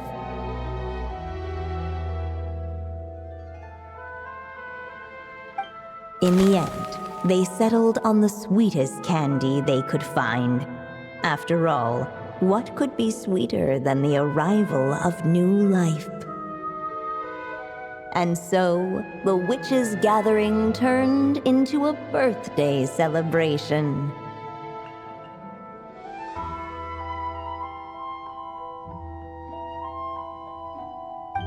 In the midst of the dragon child's birthday celebration, the seer witch proclaimed her prophecy.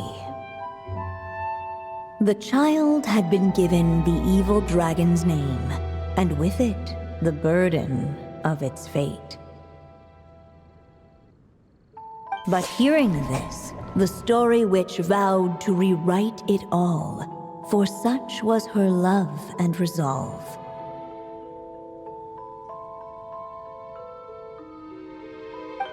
And so the other witches offered their gifts in turn, marvels as rare as any in the cosmos. Together, they sought to test one of the fundamental laws of this world, in part to support a mother's love, and in part to sate their own curiosity.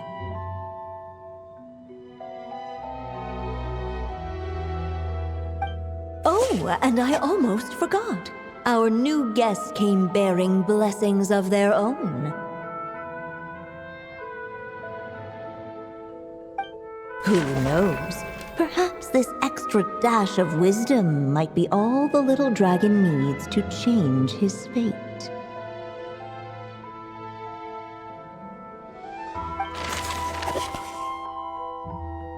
The little dragon grew with each passing day, and the story witch, who loved him dearly, built him a big, beautiful castle. Yet in the end, she herself succumbed to time's merciless march, setting forth on a journey to a place beyond even the stars. All of a sudden, the little dragon found himself alone. He tried leaving the castle to make some new friends, but afraid he might hurt some. Even a war that. The little dragon grew with each passing day, and the story witch, who loved him dearly, built him a big, beautiful castle.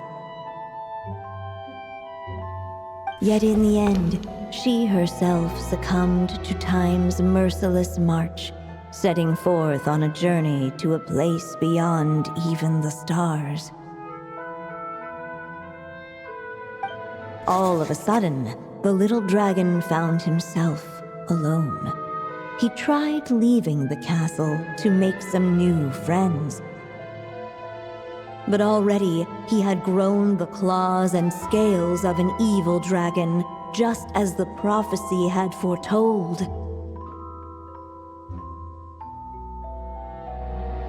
Afraid he might hurt someone, the gentle little dragon hid within the castle his mother had built, and came forth no more.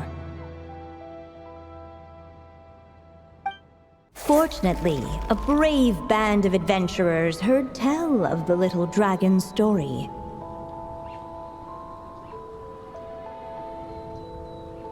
Determined to lift his curse, they fought their way through countless trials.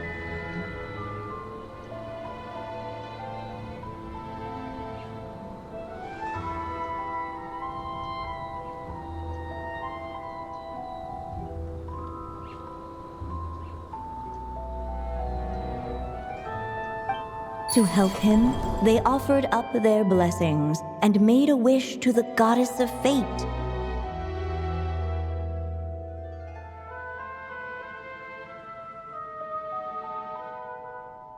At last, their wish was granted. Shaking off his scales, the little dragon stepped out of the tower's gloom.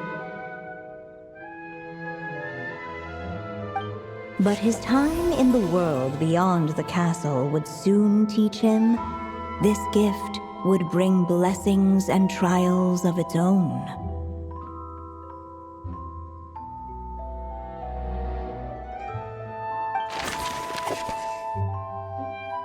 The little dragon became companions with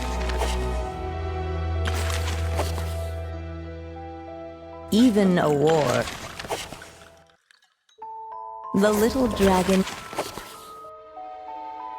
The little dragon became companions with a stray cat with dark blue fur. It was a friendship born of all they had in common. He left his castle at the stray's invitation, setting out to explore the world beyond its walls. There, he grew fond of the outside world, eager to make friends and share the story of his life.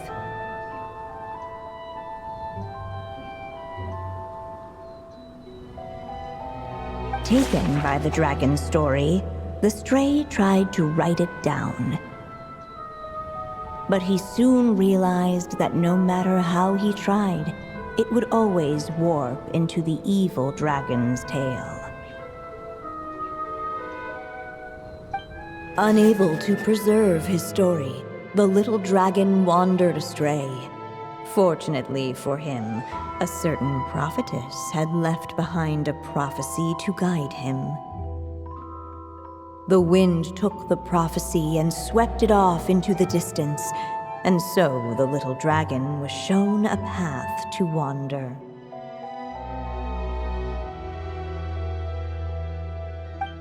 Following the wind's guidance, the little dragon made his escape. In turn, the prophetess the little dragon became taken by the dragon. Unable to... Following the wind's guidance, the little dragon made his escape. In turn, the prophetess affirmed the little dragon's choice, leaving an extra secret as her parting gift. Now that you've made up your mind, I shall keep my promise by explaining fate's little trick.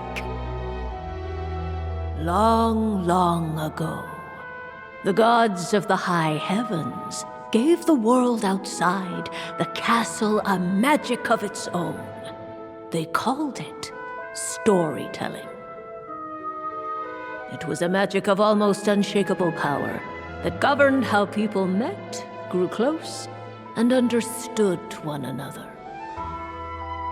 Each person had a story meant for them and them alone, one whose ending was written in the heavens long ago.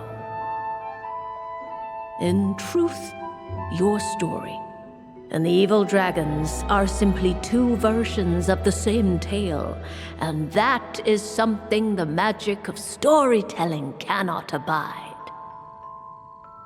Beyond the castle's walls, your story cannot take root, for the evil dragon's tale has done so already.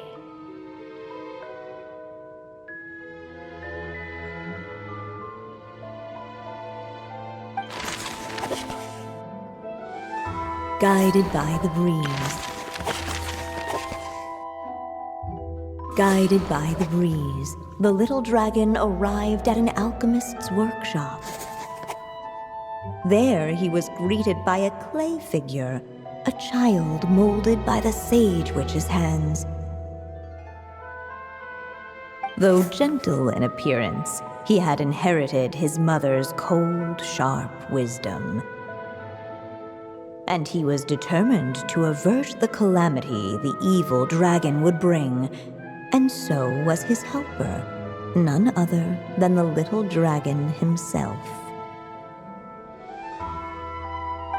What the clay figure found was none other than the evil dragon's heart itself. Though the creature had perished long ago, its heart was still there, pulsing away and growing warmer with every beat. And the clay alchemist knew what it meant. that the evil dragon would return one day, just as the prophecy had foretold. Yet, guided by his mother's wisdom, he foresaw another fate. If only the alchemist could bestow this heart upon the little dragon, he might be reborn in the evil dragon's stead. Only then would the evil dragon's heart grow still, and the little one inherit its tale.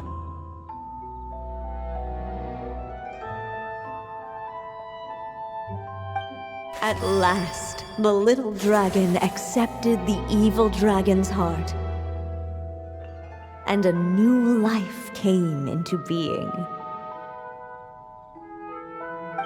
The evil dragon's heart beat in his chest, and the little dragon's soul guided him forward. Thus did the prophecy hold true, even as fate had been rewritten, and so was the little dragon born anew.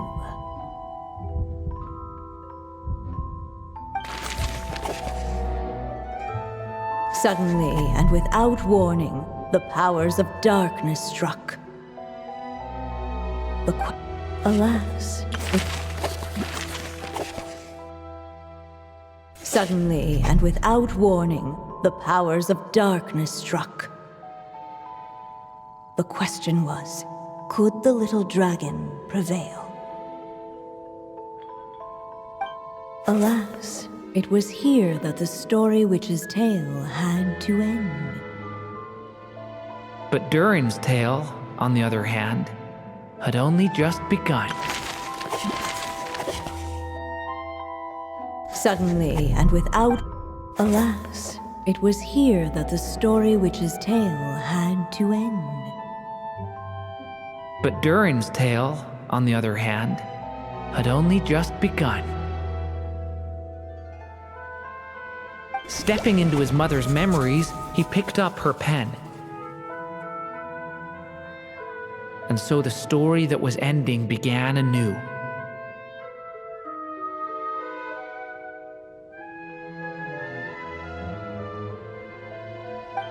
He had made up his mind to challenge the fate that barred the way ahead.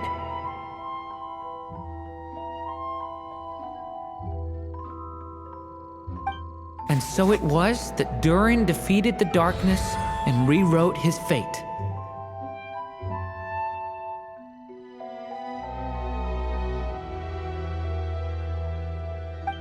But his story is far from over.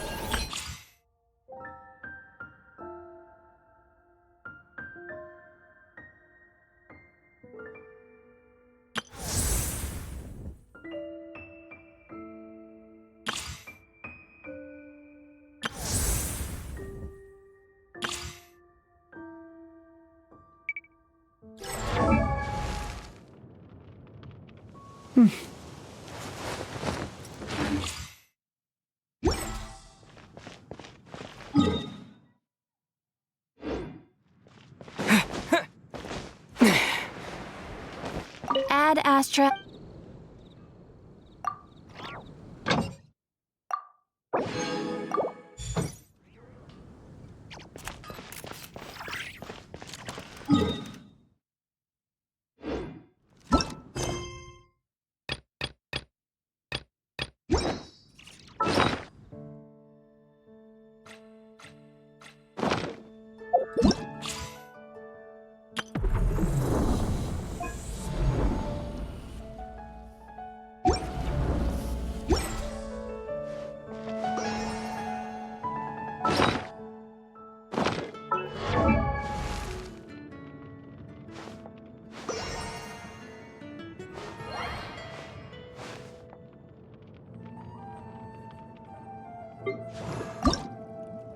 La da da da da da da da da.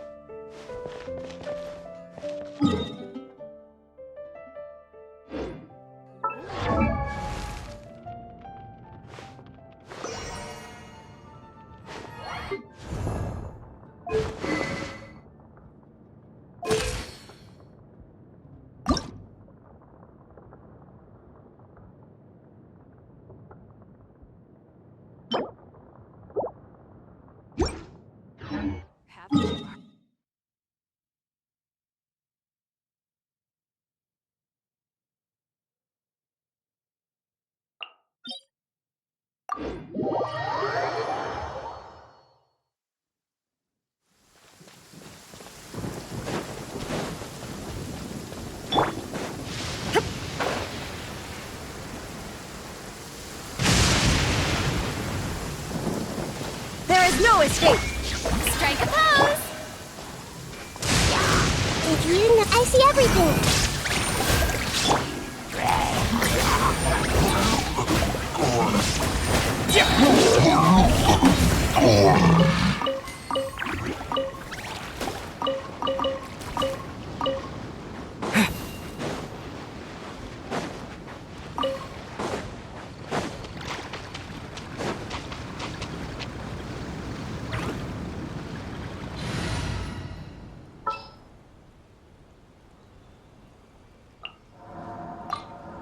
A walk would be nice.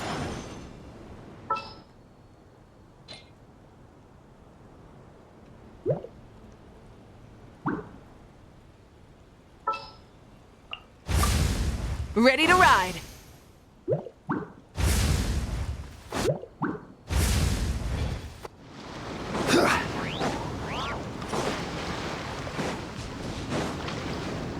Quake! Crumble!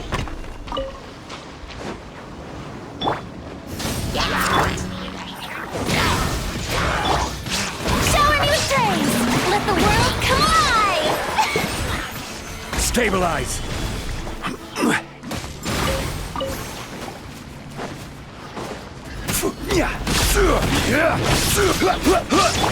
Rise with the sun! Shine down! Yoo-hoo!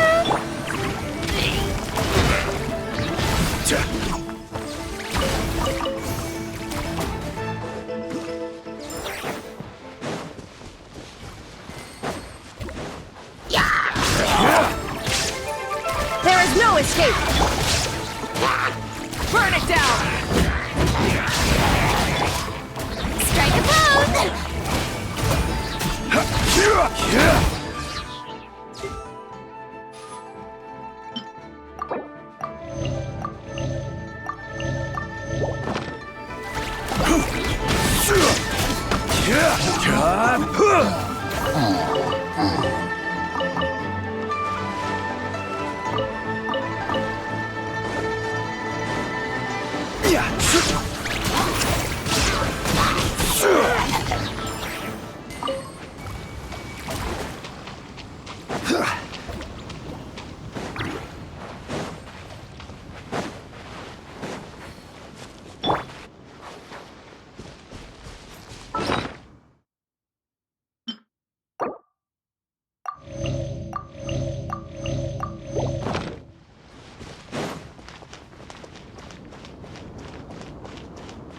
Rise with the sun!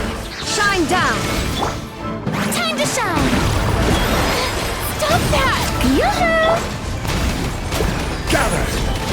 This is order. Pyroclastic surge!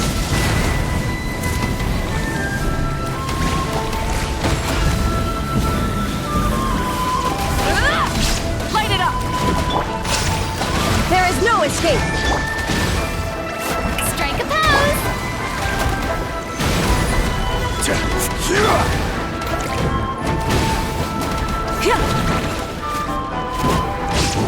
Rise with the sun! Illusion shattered! Now you shall perish!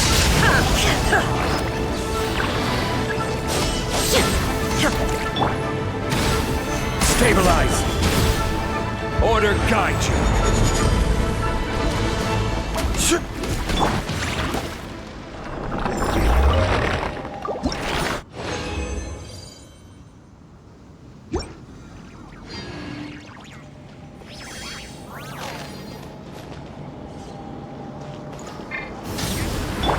There is no escape! Yoo-hoo! Wrath from the skies!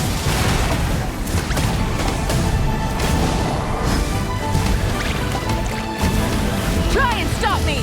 Incinerate! Showing you praise! Let the world collide!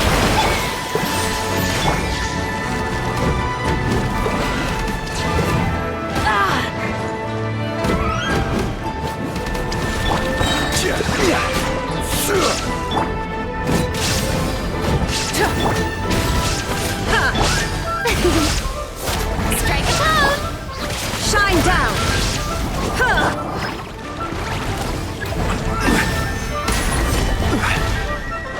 This is order.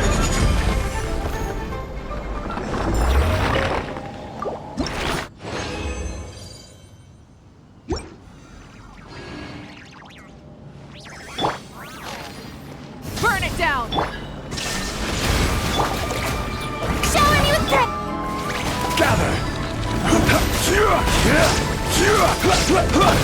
Light of the blazing sun! Full throttle!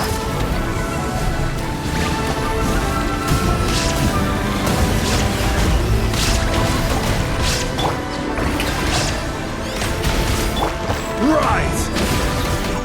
Illusion shattered! Rise with the sun!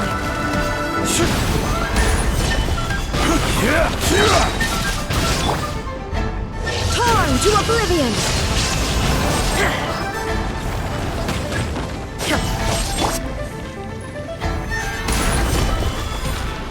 Order guide you. Burn it down!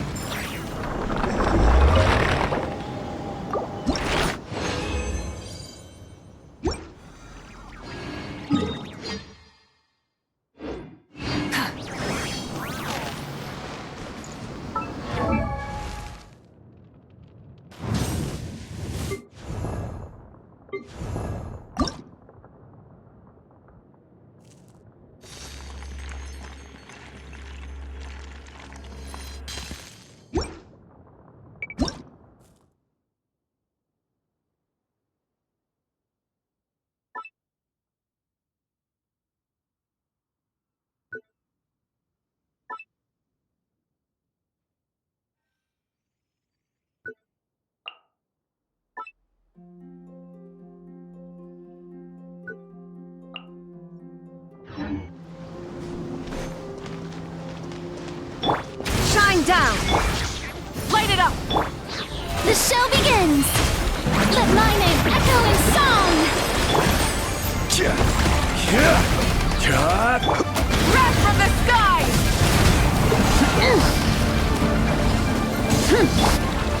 Stabilize!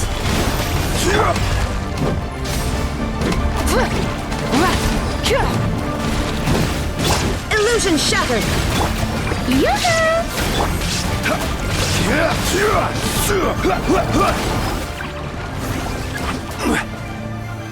Solidify! I will have order! Burn it down!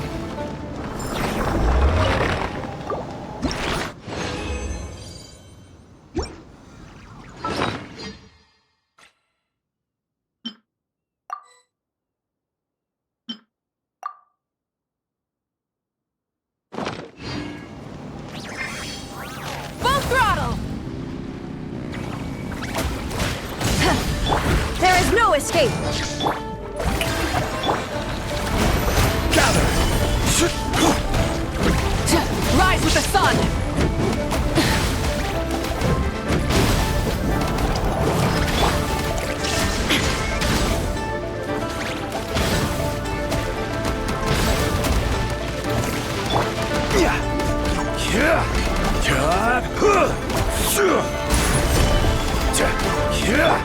Burn it down! Illusion shattered! Strike a pose!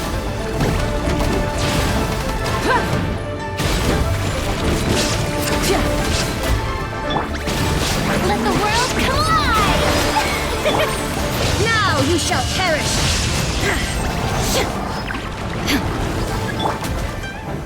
Solidify! Order guide you!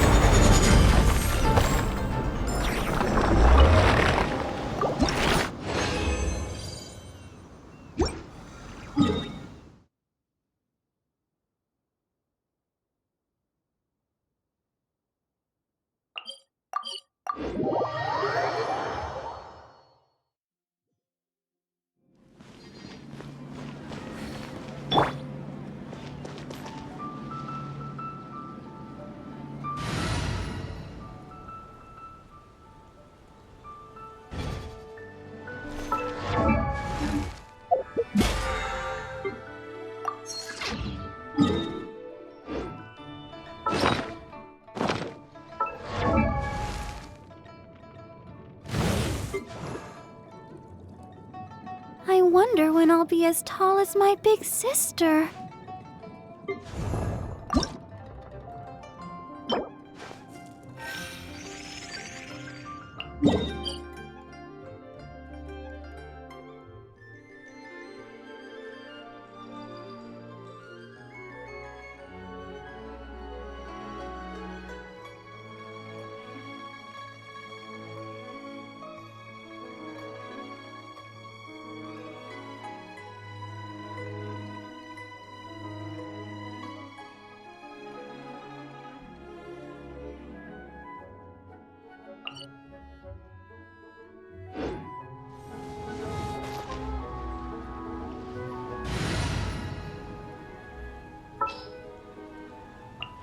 There are still so many places for us to explore.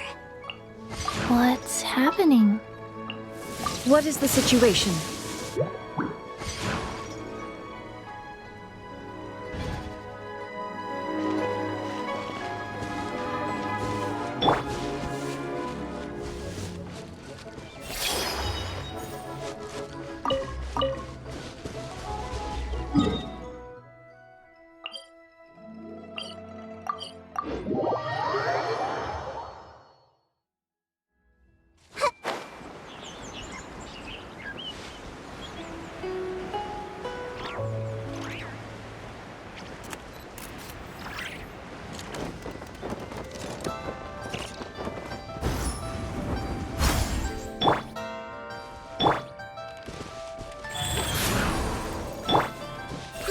Grow! This may hurt a little.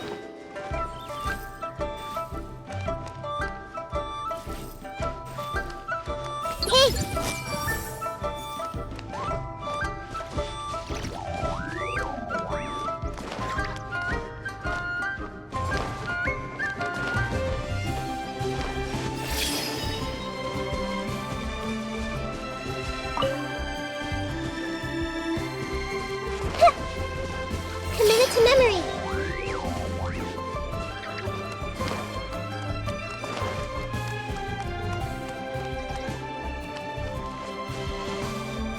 Grow!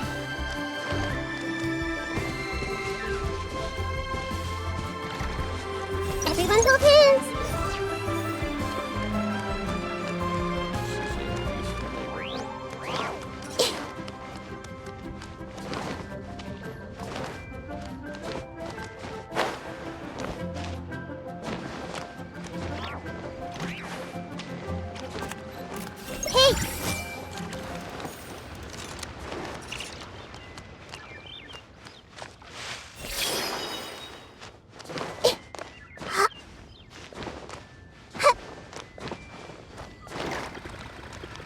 I see everything!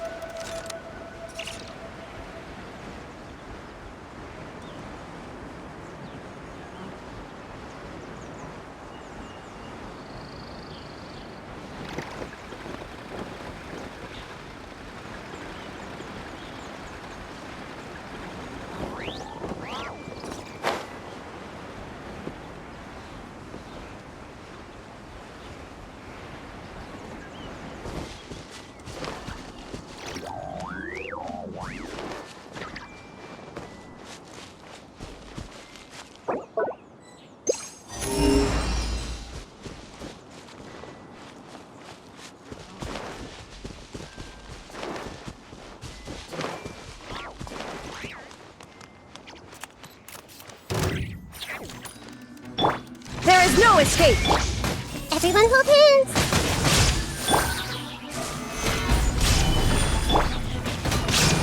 Go. This is order.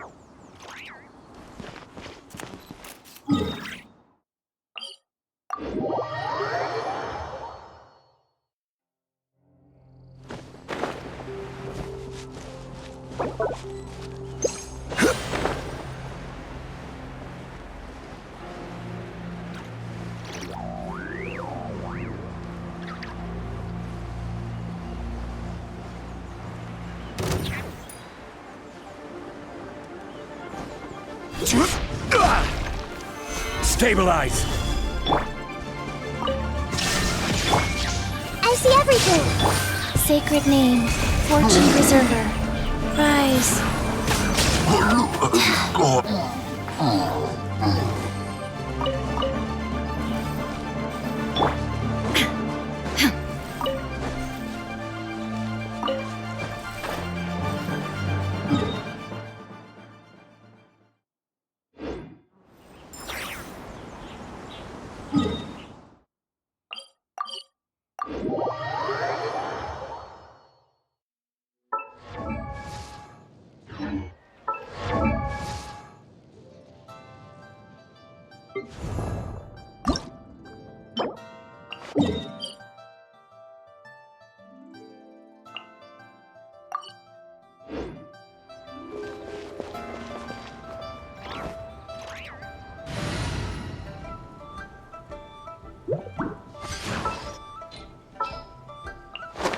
I have high hopes for this journey.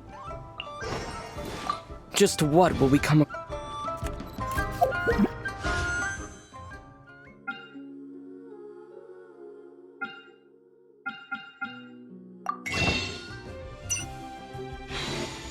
Inactivity serves no...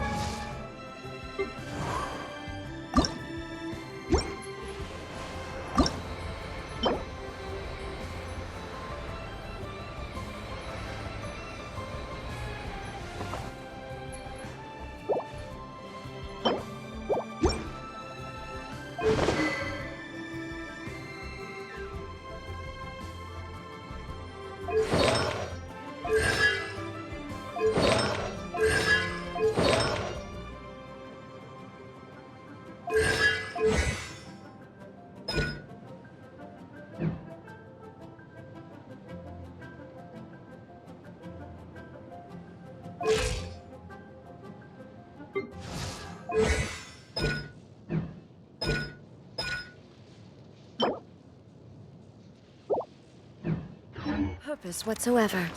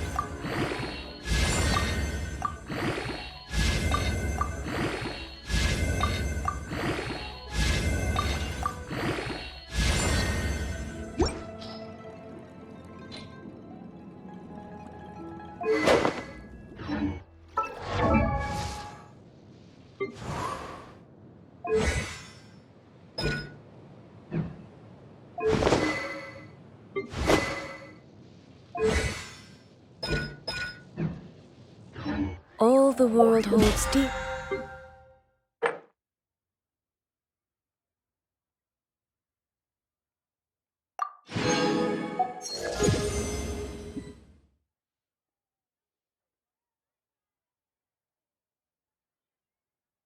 Here is but.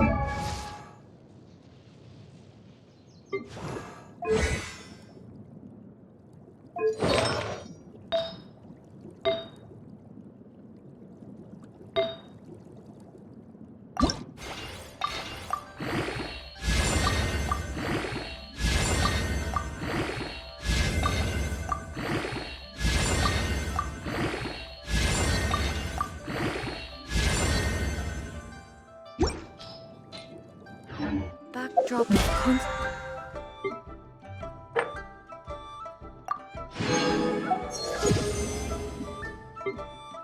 constant motion.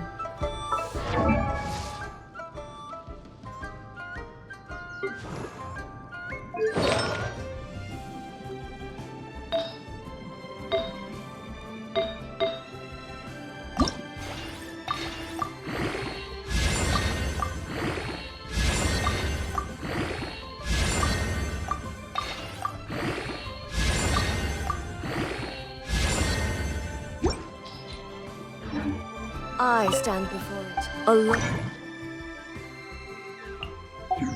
and unchanging.